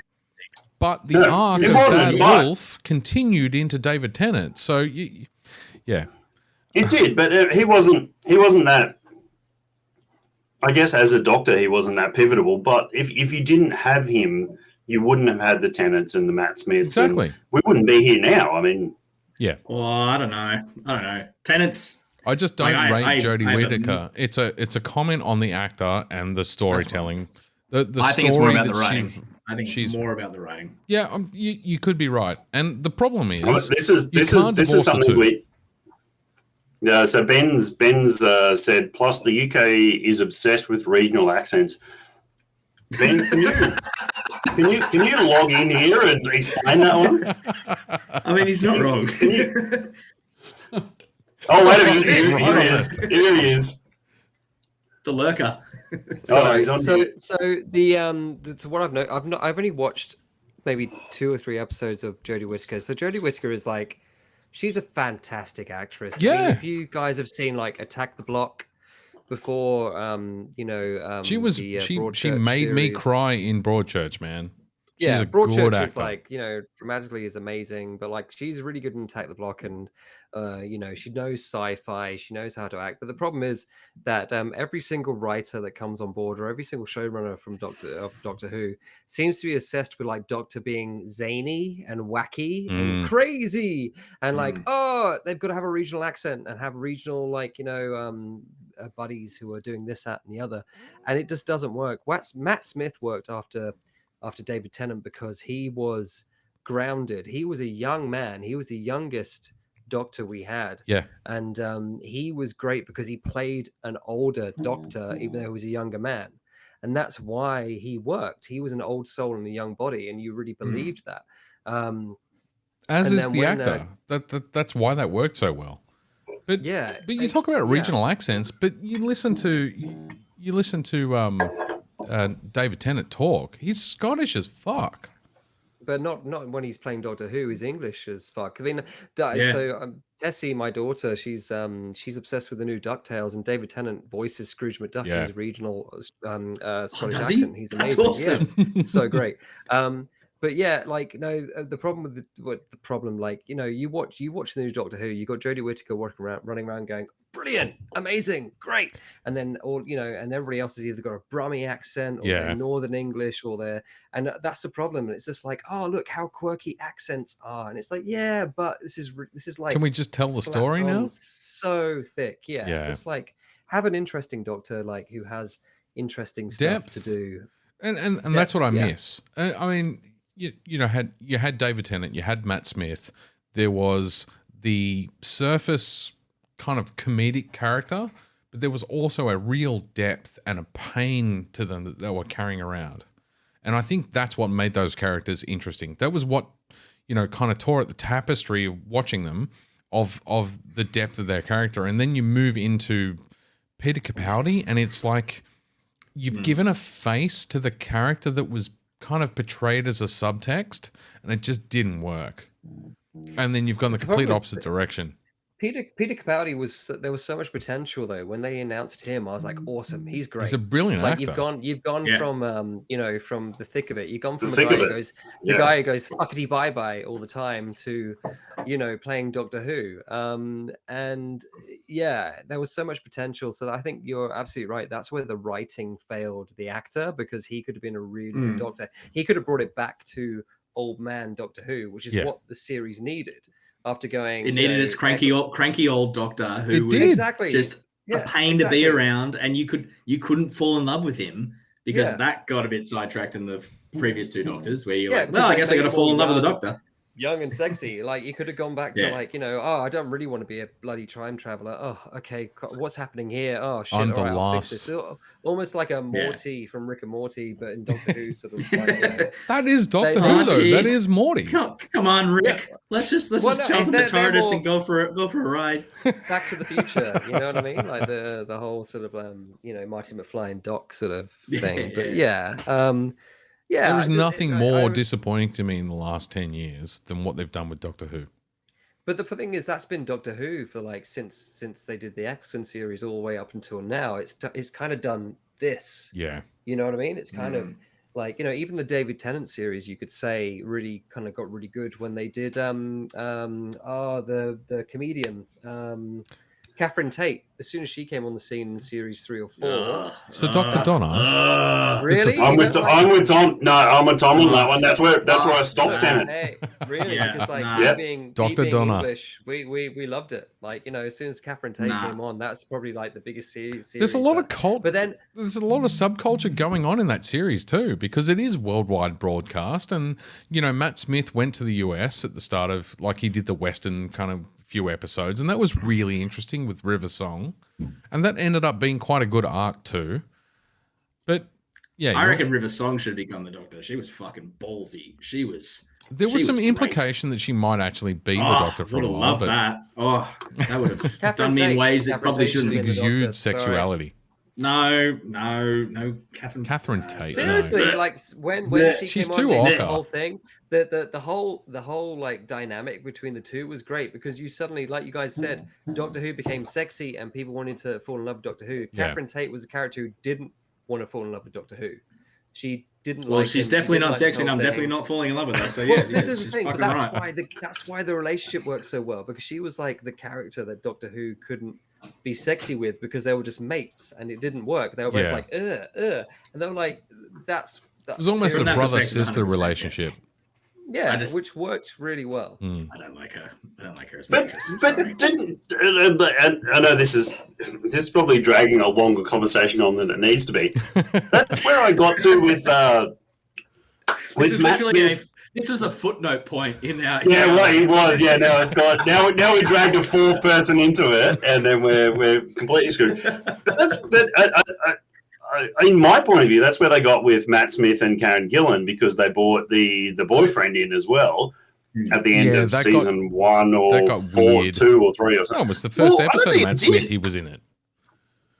So Matt Smith saved it. Like, Matt Smith was like, if they didn't have Matt Smith playing that Doctor, then it wouldn't have worked. Like he just tapped into something in terms of that character. I think he understood more than all the other actors recently. Sorry, they're all great in their own right. That he was an old man in a young man's body, and he just like, that's what 100%. Yeah, I would also say Stephen Moffat was a brilliant writer. He was actually Stephen Moffat. I got to say this, and this might be a little hyperbole, but whatever. He was almost like a pre-Feige idea. He had the control over the entire way it was going, and that's what you need with character-focused things like this. A multi-season arc.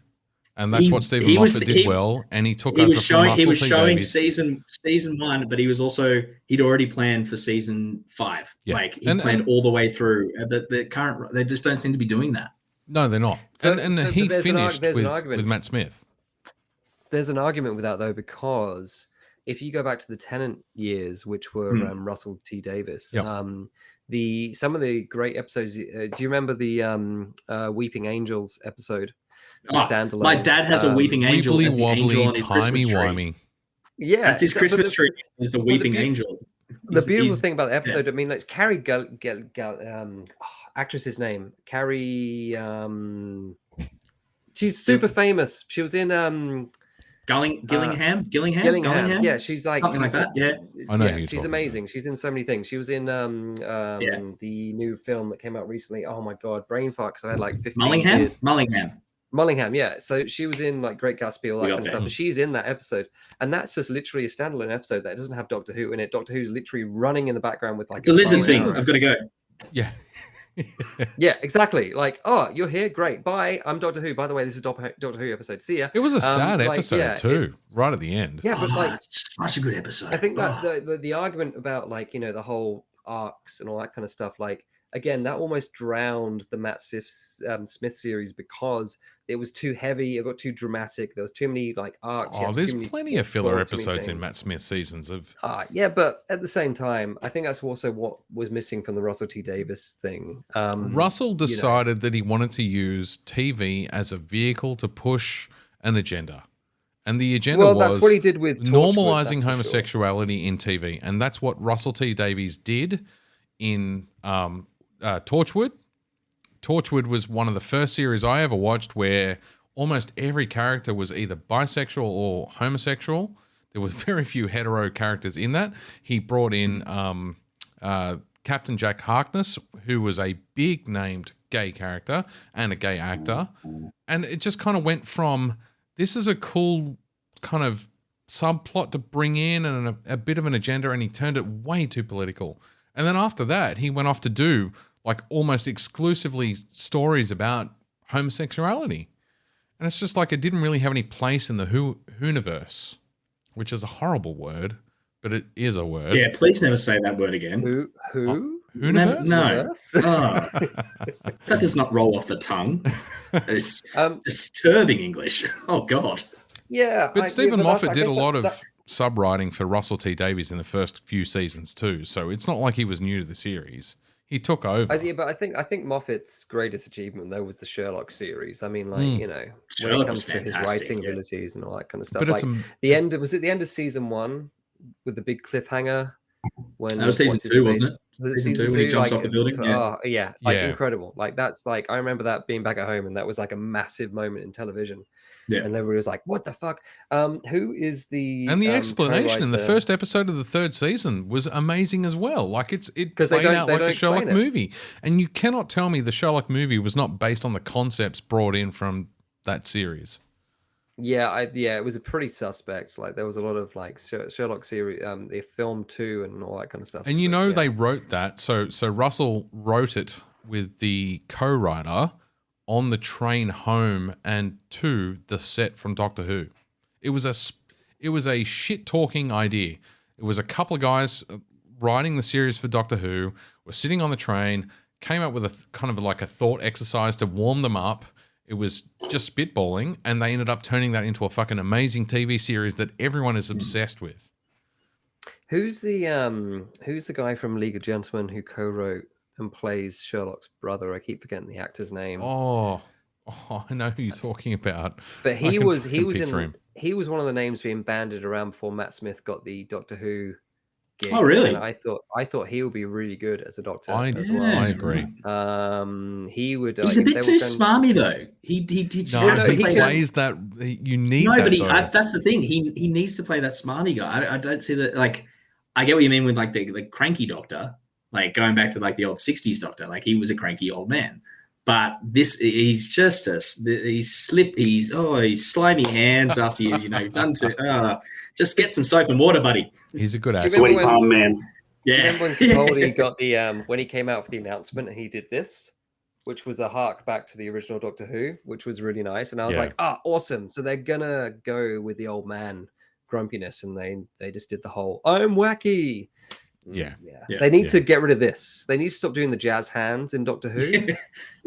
Totally. And then it will go back to being good again. They missed a beat. They could have gone Capaldi and done a, and I say this loosely because it's thrown around too much, soft reboot.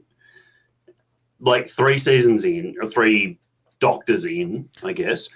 Or 4 Doctors in, they could have done a reboot and captured an entire new audience and captured an entire new but still played to the people that are going, okay, well, this is a callback to the cranky old Doctor, and they completely miss that. They completely miss that boat. And then they'll end up like the DC universe, and no one will fucking pay attention anymore.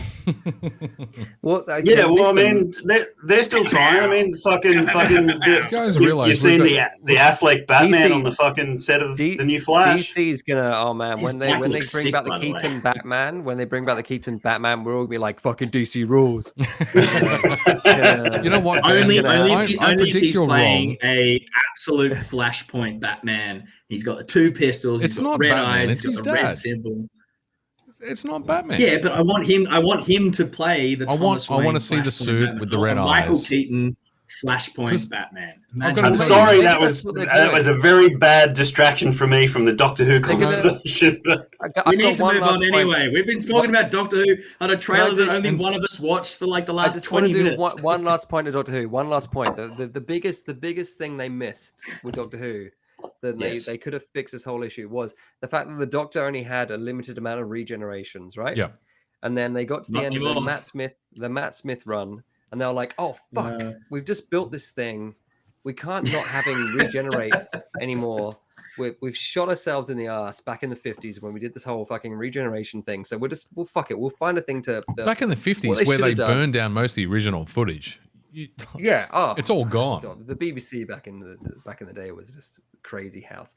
But what they should have done, I hate it when people say that. Sorry, an idea they could have come up with was just play out the whole end of Doctor Who, like have him die, like what they've done with Black Widow. Have the character die, so people go, "Holy shit, Doctor Who does die. He's regenerated to the end of his capacity. He's gone." Mm. But the beautiful thing about Doctor Who is he's lived how many hundreds of thousands of years. You could basically just pick up any chapter of Doctor Who and tell just that create some kind of wacky story of him being a different person and just pick it up from another. And the best bit is because he's a time traveler, you can just be like, yeah, he can still be a current day, like living in a current day environment, because you can just be like, he traveled to 2021, just thought it was a shit year. So and he put on this persona, because like the really magical parts of the new Doctor Who have been when he's been introduced to his old Doctor Who's, when he met Tom Baker. Mm. And there's this magical scene going, maybe I was you, maybe you were me. And it's like, holy shit, this is great. This is the kind of subtext, kind of like weird things that really work in Doctor Who. They were the only things in the Peter Capaldi series I thoroughly enjoyed, along with the female Master. That actress was perfect for the Master, to kind of breathe new life into that character. Sorry, Dan. We just had a comment person. I'm just Quantum, the curator. Fuck yeah. And I will talk about Doctor Who until I get kicked off the airwaves. So anytime, any day. That's why we banned you.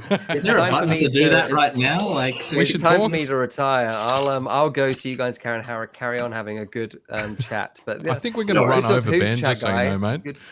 Huh? I think we're going to run over. We got like 10 minutes left in our slot. It's all right, man. Keep going. It's all right. There's no one after us. We can go all night.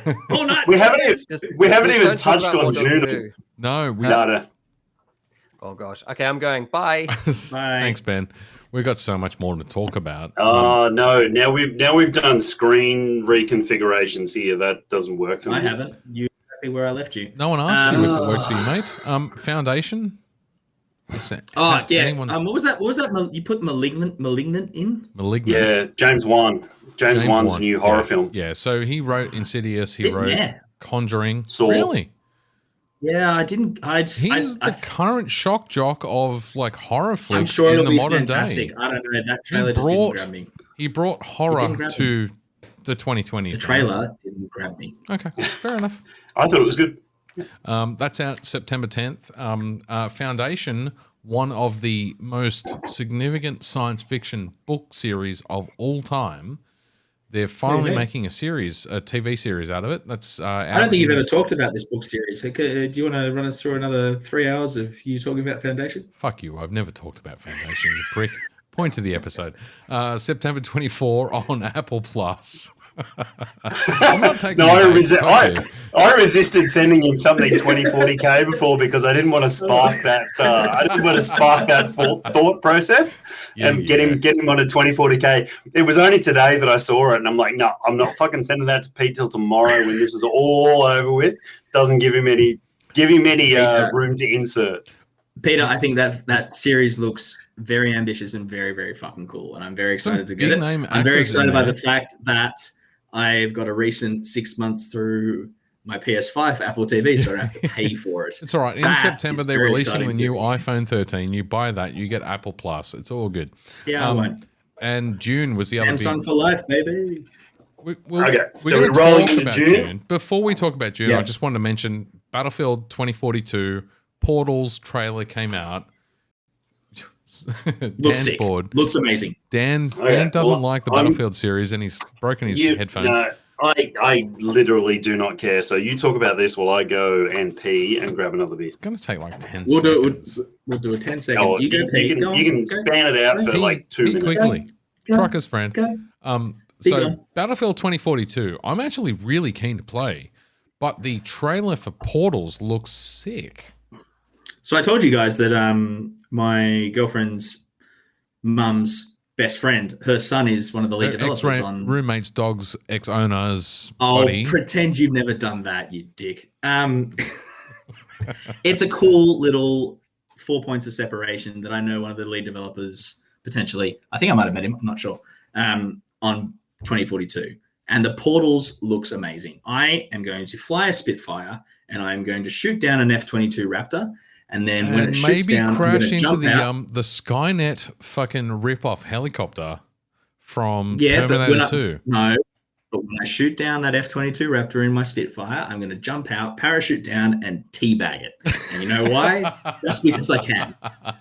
So for those who haven't seen it, Battlefield 2042 Portals is a new game mode where all of the franchise's historic pieces will come together.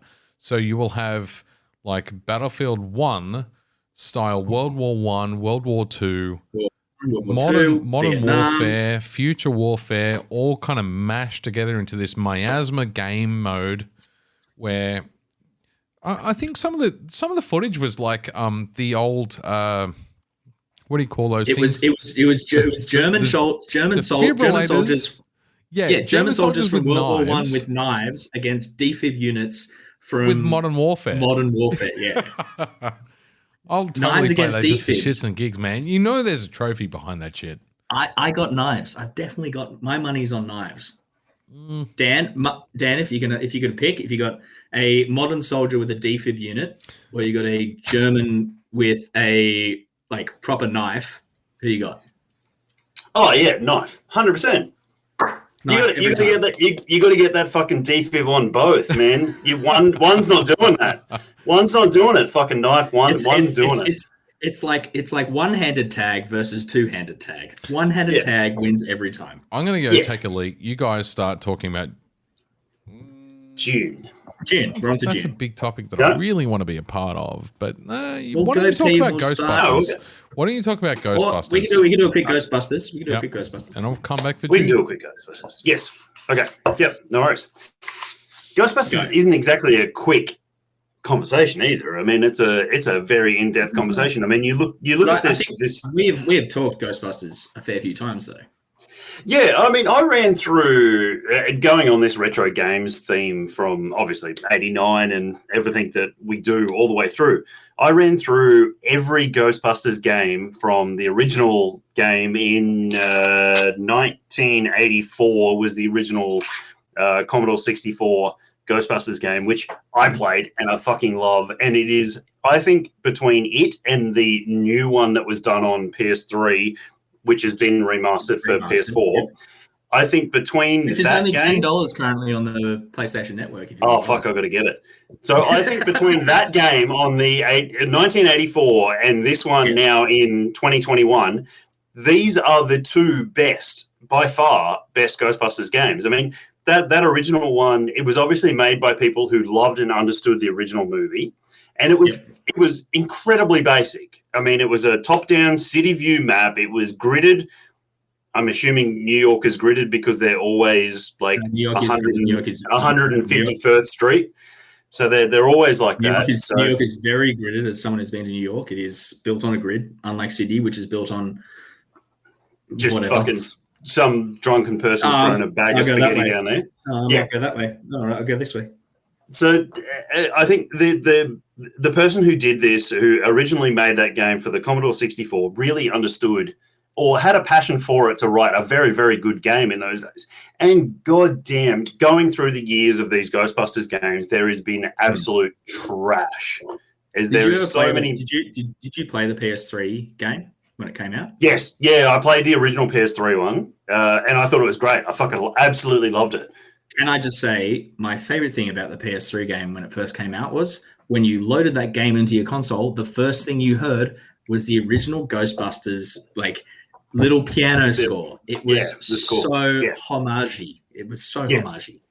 And the location and the ghost story. But it was set as a Ghostbusters 3. It was made as, oh shit, all this shit's happening again with the original voice cast. The Stay Puft Marshmallow Man's back, the Librarian's back. And I mean, that was the first 3 or 4 levels. Was that. And then it sort of broke out into its own story from there on out. Yeah. Which was great. And that continued it on. And that is exactly the feeling I got from this new trailer. It feels like not just the repeat characters that are in it. Dan Aykroyd's obviously in at the very last second of that trailer. Bill Murray has come out and said he will be in it.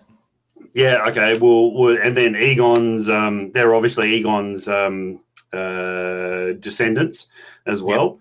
Yep. The kids, and you see his jumpsuit. Obviously, he's passed away. The actor's passed away, which is a great shame because he's fantastic. And goddamn, I want to say Laverne, but it's not the secretary. Yeah, she's back, and I mean, she was such a fucking awesome character in the first two, in the original 2 movies.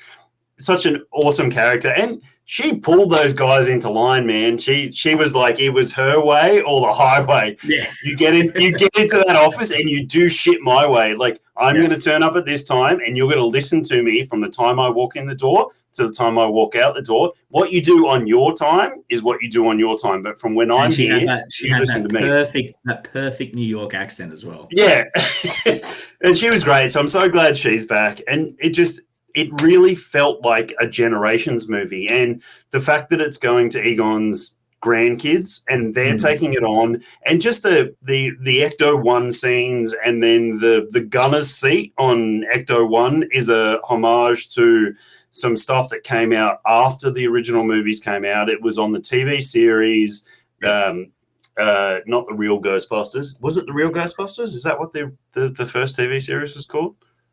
I don't know. I don't remember. Not the new Ghostbusters. There was the 90s TV series, like, had the gunner seat on that, and it's just having all of those people in there is. I think it's just been going to be fantastic. Like, well, as I said on the chat today, so Ernie Hudson. Ernie Hudson wasn't in the trailer, but I'm pretty sure Winston's going to be in there as well. Fuck yeah, that's good. I mean, he's still around. Why the fuck would you not get him in there? He seems to be the most able-bodied out of them all. Bill Murray's old as fuck, and Dan Aykroyd's gone off the deep end with. Dan Aykroyd's gone off the deep end with his alien stuff, but I mean, Ernie Hudson's fucking awesome. So that's a good point. So I'd never seen Ghostbusters to 2016. We have to brief. Yes. Yeah. Okay. Yeah. I watched it today for the first time. Yes. And I think you guys remember when we were talking about Aquaman, my biggest complaint was that it felt like it was written by a 12-year-old, and it was just him having like, fart jokes, penis jokes, But this time it was just like, let's switch everything around. So there was like, I'm pretty sure in like one of the opening scenes when she first goes back to Melissa McCarthy's office, there's like a pussy fart joke, and I'm like, oh, that is just. It's just weird. The character build-up felt weird. It just felt like a bunch of what could have been really cool, strong female characters were written in the vein of I'm a 12-year-old boy and I find this shit funny. I'm glad that I skipped this entire section of the podcast. Be quiet. Okay, well, you put yourself on mute for the next like 2 minutes. There was just really shitty writing. Across the board. And as I said to you guys before, I know a lot of it got panned for having an all-female cast, but if it had an all-male cast, it would not have played any better. It was just shitty writing. There was no charm in that writing at all. Whereas if you look at the original, it is charming as absolute fuck. Watching fucking Bill Murray do his Peter Venkman walk across the square, he does his little like goose walk. That is pure charm. The bit where he walks into the room, he goes, "The ghost hates when I do this," and he like tinkles on the piano. Yeah. Like that's just pure character writing. But there was none of this. It was just so superficial. It was vacuous. 100%. It was vacuous. But then it was just literally like, doesn't matter. We got really sparkly ghosts. You want to see some really blue sparkly ghosts, which kind of look lens flare, like we've just like blown Michael Bay and decided that we had to do what he has to do and put like big blue. I don't know. It was just watching it with very fresh eyes, having never seen it before, knowing actually the bad press about it, but going in, I went very open-minded. I was like, no, I'm not going to think about it as just like they've gotten 4 female actors to try and recreate what they've done. They've tried to do their own thing. But it was what I was talking about before. It is the writing, and if you look at the guys who wrote it, the guy wrote and directed it, and the lady who co-wrote it, they really haven't done anything since, and it shows because that was just really shittily written. And I'm sorry, I don't care how good an actor you are, you can't do much when you got a shitty fucking script in front of you. There's so many bad lines in that film that are just virtue signaling lines. But they're good. They're a good group of actors. You get those actors together and give them fucking a good script. And it's shitty writing. It is. I just said that. Yeah, there are so many shitty lines in that film that were just virtue signaling lines. There was no other reason to put them in there. No. It wasn't even that. They weren't that. It was a lot of fucking yelling for no fucking reason.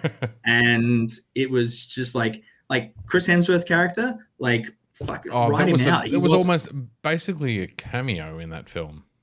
Yeah, I don't know. It was just I put that the failure of that film entirely on the writers and may it rest over their heads for the rest of their days, and may they cry into their pillows.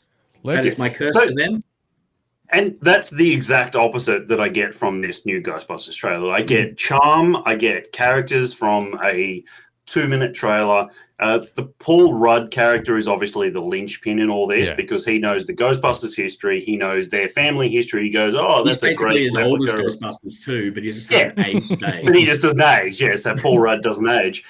But he had a line about that, actually. He had a good quote about that. I think it was Chris that said that to us. Anyway, carry on. Anyway, so I think the move to make it Egon's grandchildren is perfect. I mean, that introduces them to a new audience. It's relatable. And there's growth there. If they want to go, if this is successful and very well done, which it seems to be from the trailer, they've got such a good, solid groundwork there to grow these kids into. The next one is this brother and sister Ghostbusters team, and they pull in 2 more. So then you're back to your 4-person team, and you just grow from there. By the time you get out, that the oldest kid that's you were talking about in Pete from Stranger Things, like 3 more years out, he's 16, 17. You pull in these young adults, you start making a new 3, 4, 5 movie franchise. You play from there. I mean, just. My only like concern from this, and I think it's a pretty legitimate concern, is how much are they leaning into nostalgia feeling? Because nostalgia is great until you realize that like it can go both ways. You can lean really well into nostalgia and carry it into a new thing, or you can just rely too heavily on nostalgia and get stuck in what came before. And like I think that needs to be like that's my only concern. With as long as where it's going is just like, are they potentially leading too much into the nostalgia? Like, as long as this is that what you say is, as long as this is passing the torch. If this doesn't pass the torch by the end of the movie, then they've missed the absolute beat of this. If they pass the torch, then who the fuck owns Ghostbusters? It's got to be Paramount or somebody like that, isn't it? Yeah, it was Paramount. Yeah. Yeah, so if they don't do this, they're shooting themselves in the foot to continue this on. And I mean, we haven't seen much of the ghost, but just the filter that's over the camera is just.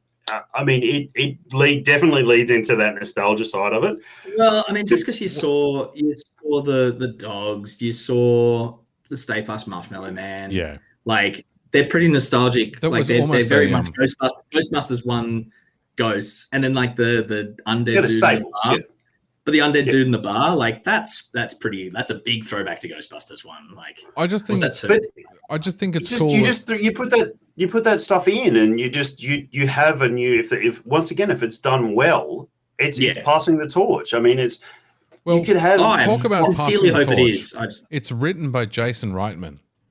So Jason's the son of Ivan Reitman, who I gave shit to I think last episode, who wrote the original Ghostbusters. I think that's cool. Yeah. Holy shit, Sigourney Weaver's in it? She's credited. Yeah. Oh, is she? She wasn't in the trailer. Sigourney Weaver! Yeah. My erection! Yeah! Okay, I think we need to move on. What do you mean? Well, you want to keep talking about Ghostbusters? Do you have your barrel-aged stout? Or are we going something different? I do have my barrel-aged stout. I'm not... Oh, shit, you've already poured it. Okay, that's why you're doubly slurring. It is dank as fuck. I don't have a old money dank. There's old money dank. That should not be dank. There's some funky shit going on in the that should be roasty and fucking punchy. Should be boozy. It's boozy as shit. It's got a 13.5%. I wouldn't call it dank ever. Ben, I'm hoping we still have some live viewers at this moment. I apologize if we don't. We've just passed this 2-hour mark. So. Ben's probably gone to bed. We're also very, very interesting people. Yeah, he might have. So, I don't have an old money, but what I have instead I want to talk about June. We're going to talk about June. Yeah, I'm just having a one drop, the Cherry Red Riding Hood. It's a chocolate and cherry Nitro Imperial pastry stout. I slurred through all of that, so whatever. Buddha 3D 2019 is working late, so he's listening. On your Buddha, on your mate, we're here for you. Oh, and Ben's giving us 10 more minutes. Are you 10 minutes, Ben, until we're cut, or 10 minutes overall? I think that's a 10-minute... 10 minutes to your going on in the background, I think, is the 10-minute warning. We need to talk about June. June. Okay, maybe 15. Okay, June. Call it 15 minutes. Yeah. Let's call it 13 minutes because we're 2 hours and 2 minutes. Go. How do you even start the boxing? Okay, let's just. I've never played the game. I never watched the TV series, and I don't remember the original film. But I'm very excited for the new one. There we go. That's my take on it. Okay. Well done. So let me give you and anybody who's listening or who will watch you in the future a very quick rundown on June. So June, the world of June, there was a war that happened, so all AI and machine-based intelligence rebelled against the humans. So there is no longer those robot intelligence in this universe. So everything is there's basic machines. So there's Are we talking there's about cars, there's June? June, yeah. So there's no AI in June. No, there's not. When was there? No, there's not. Well, there's not because the robots rebelled in the history of June, and got annihilated. So the creation of those intelligence is banned. Yeah. Yeah. Okay. You with me? Interesting place to start with the June story, but yeah, carry on. Well, I'm telling this the history of June. So giant sandworms. Giant sandworms. We will get to giant sandworms. So within that, there's been an enormous amount of human mutation and evolution from all based around the spice, and the spice comes from Arrakis, which is referred to as June. Doesn't it come from Kessel? Spice runner. So the spice is what runs the entire economy of the June of the universe. World. Yeah, of the universe. universe. That's the stuff the pilots take so they can do their party things, isn't it? That's the big thing. Well, it is, but the pilots are part of the Spacing Guild, and they're mutated, and nobody sees the pilots of the Spacing Guild. Nobody knows what these pilots look like. It's very similar to the astropaths in Warhammer 40k. Oh, good God. Sorry. That's a path we don't want to take. So I'm very much, no, as soon as Pete said that, I fully understand exactly what you're talking about. So the pilots of the Spacing Guild are talked about as they're very secretive. So the Spacing Guild has never been, the pilots have never been exposed. They protect this like an absolute secret. Here. Hey, I'm trying to give a little bit of a exposure here before we get to the where the movie starts. Yeah, okay. Then you've got Mentats, who are sort of like super intelligent human assassin computers accountants. Yep. You've got the Bene Jesuit priest or priestesses, I should say. They're the Bene Jesuits, yes. So they're the truth seers. So this is all created through the spice. So the spice gives them this power. They see the future. The Bene Jesuit lead the breeding program between the great houses.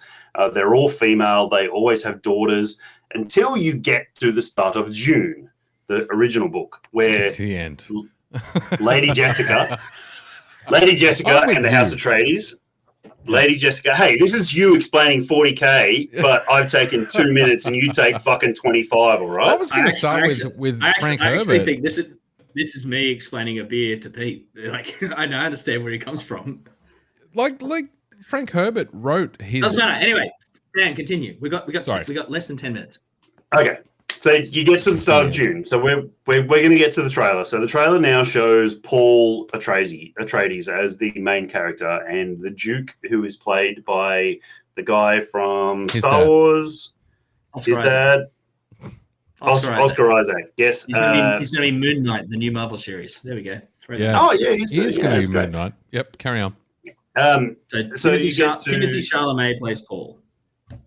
Oh, that's who it is. Okay, so you get to him as being the main character. They move from Caladan, their Atreides' homeworld, who was one of the great houses, to Arrakis, which is June. The spice. And they're basically being set up by the entire empire. They're being set up to fall, and this is where you get the start of the story of June, and it's a political intrigue versus an enormous sci-fi supernatural kind of world that starts from here on out at the start of June. I mean, it's a hugely in-depth world. This is the start of the movie and the start of the book. It's a well-written universe. But how did we get here? I step out for 10 minutes and we come back in the middle of the fucking backstory behind June. So I would like to say, as someone who doesn't really remember the first movie, 105,000 word book. We're not going to cover it. As someone who hasn't, we're not. We're talking about the new movie. So I was just going as someone who's coming in, I've seen the original movie, but I don't really remember it. I think Dad maybe watched it when I was younger. 84. You weren't born. That's fine. I didn't watch it when I was a newborn. Dad maybe watched it. You weren't born. It was 4 years before you were born, motherfucker. I'm a time traveler. Never played the game. I haven't read the book, but going off this first trailer, as someone with fresh eyes and going into this universe, I know how influential it is on Star Wars, which is a major part of my life because it's basically set on Tatooine. There's some more influences, but yeah. It's pretty much created the whole Star Wars universe. I understand the significance of it, but Zendaya. Yeah, Zendaya. So her character is one of the Fremen. Yeah, she is the Fremen, which is she is the chick but she's based on the world that June is set on.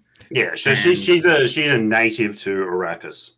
Okay. Yeah, and they've come in as an invading force, and then there's a third invading force. No, so they're not invading. So the Fremen are the Fremen are the natives peoples of Arrakis. Yeah. And then the Empire sets up one of the great houses after a certain amount of time to run the spice harvesting on Arrakis. So before the start of the new movie and before the start of the original Book of Dune, the House Harkonnen ran the spice harvesting on Dune. Is the fat dude in the conveyor belt that gets lifted up. That's exactly it. And Dave Bautista is playing the nephew of. I think he's playing the nephew of the Baron. I'm pretty sure for Game of Thrones fans, isn't it? Jason Momoa's in it for Game of Thrones. Jason Momoa's Atreides. He's Duncan Idaho. The fat guy who gets lifted up in the conveyor belt, isn't he the guy played by the Keeper of Secrets in Game of Thrones? I thought I saw that in the trailer. Yes. Don't watch Game of Thrones. Correct. How did you guys not talk about the cultural significance of this movie? Like, there has been so many for like 5 minutes. You've been here the entire time. Video games and movies based on the Dune series. How do we start in the middle of the actual storyline for Dune? Why did we not talk about the storyline before anything else? We were just talking about how significant the new Dune movie is. It's a planet science fiction. It's the only planet in the universe that creates spice, which builds the economy and allows magical properties in genetically modified humans in the future. Done. Frank Herbert wrote that book over an 8-year period and was told to get fucked for the 8 years that he was trying to write that series. He tried to I looked this up. He was writing this while sitting on a beach watching European beach grass. No, he was writing it. He was writing it while traveling to Oregon. 10 minutes, guys. He was writing it while traveling to Oregon to try and be with his wife. He was trying to sell a book based on moving to Oregon to be with his wife. Took him 8 years between writing the story, or it took him 8 years to write the story. He couldn't get it published because the story was too long. He split it into 3 volumes of books. There was no real. There, Pete. Sorry? No. Continue. I'm slurring as fuck. Is that what you're saying? No. We were talking about the grass. He eventually, so Frank Herbert originally published the book in Android Magazine as a periodical over the space of a long period of time before it was finally published in 1965. He won the inaugural Nebula Award. Fuck you, Tom. I'm sorry. Anyone Pete, read science fiction? No. Okay, I get the significance of the backstory, but we're not fucking talking about that. We're talking about the new movie. Yeah, I get that. We don't need the 60-year history of this fucking dude's book. I think you should. I'm sorry. You yell at me for going on about a beer that's made for a brewery that's local, but we're trying to. We're watching a movie. Speed it up, sunshine. Sorry. We're watching. So Ben, I think this needs to be continued, and we will say goodnight for tonight. So you've got 2.5 minutes, Pete, to finish your conversation. Yeah. No, this is done. This is done. Dune is the first real-time strategy game. So, to bringing it back to relevance, we're talking about video games. We've been talking about retro games all night. Dune, the original Hugo Award winner and original Nebula Award-winning book, was also the first real-time strategy game ever made, and then moved into movies. And yes, we're now at 2021 where we're going to get a new movie. If you want me to skip over all the shit in between, it's pretty culturally significant. Okay, so this is a conversation for next time. So we thank you, everybody, and thank you for Ben for including us for this. It is out of control. Yes, he's out of control. So that's it. Thanks, Ben. It's been fantastic. It's probably been 4 years since I met you the first time, and that was after the May the 4th event at Uncle Hop's in 2017. Yeah, 2017. So we 16 actually. 16. No. So we came in second time through. So 2017 was when Bounty Hunter Brewing came in, and won. And then we made the march from Uncle Hop's up to 1989, and I kicked Chris in the ass about halfway up and said, "How the far up King Street is this fucking bar?" And he said, it's just up around the next corner. We got there. We met Ben. Ben was a little worse for wear at those days. He had some medical issues. No, he did have some medical issues. And the friendship's grown from there. So we're absolutely honoured to have been here tonight to celebrate the 5th birthday. Yeah. We absolutely spewing. We couldn't have done it on site, in person. But, I mean, man, good things to come. I think you wanted me to announce tonight that the UFO was going to be a regular beer in the next little while, which it hopefully will be. Hopefully we can hit that. Dan? What about Scum? No, how about a contest, Pete? Tom. That's Tom. Tom, Now the you're contest. The contest? No, I'm just getting my people mixed up. So... yeah, thank you, man. Huge appreciation for everything you do. Huge appreciation for 89 and what it represents, and all the people that draws to it, all the people that draws to it as customers, all the people that draws to it as people who want to work there, and all the beer industry that wants to be involved. And thank you for your support. Especially as someone who works in the beer industry, who is literally just down the road from where Ben has his bar. Like, our bars are kind of opposite ends of King Street. His the significance of his bar being there has drawn so many people to both of our bars. We have almost symbiotic, like midichlorians, we have fed off each other. And I couldn't have done it without you, Ben. Ben, I would like to think that I have sent some people up to you, because I have told so many people about your bar. Because I personally he says like an STD. That was our special secret, Ben. You said you wouldn't tell anyone. But no, seriously, like, your bar up the top of North King Street, my bar down South King Street, like, it's a pretty special relationship to have two bars on the same strip. End of the night, isn't it? Shut up. No, but it's not. I mean, it just is. I mean, this is the That's glue rare that on one strip of Sydney roads have two bars that really complement each other and who really like. No, I totally love got what the Dan fact was that saying. they can go for this each is other. the glue that sticks the fabric of the beer industry together. Yeah, 100%. I mean, Totally not this Nerds and week. beer. Nerds and beer. We go so well together.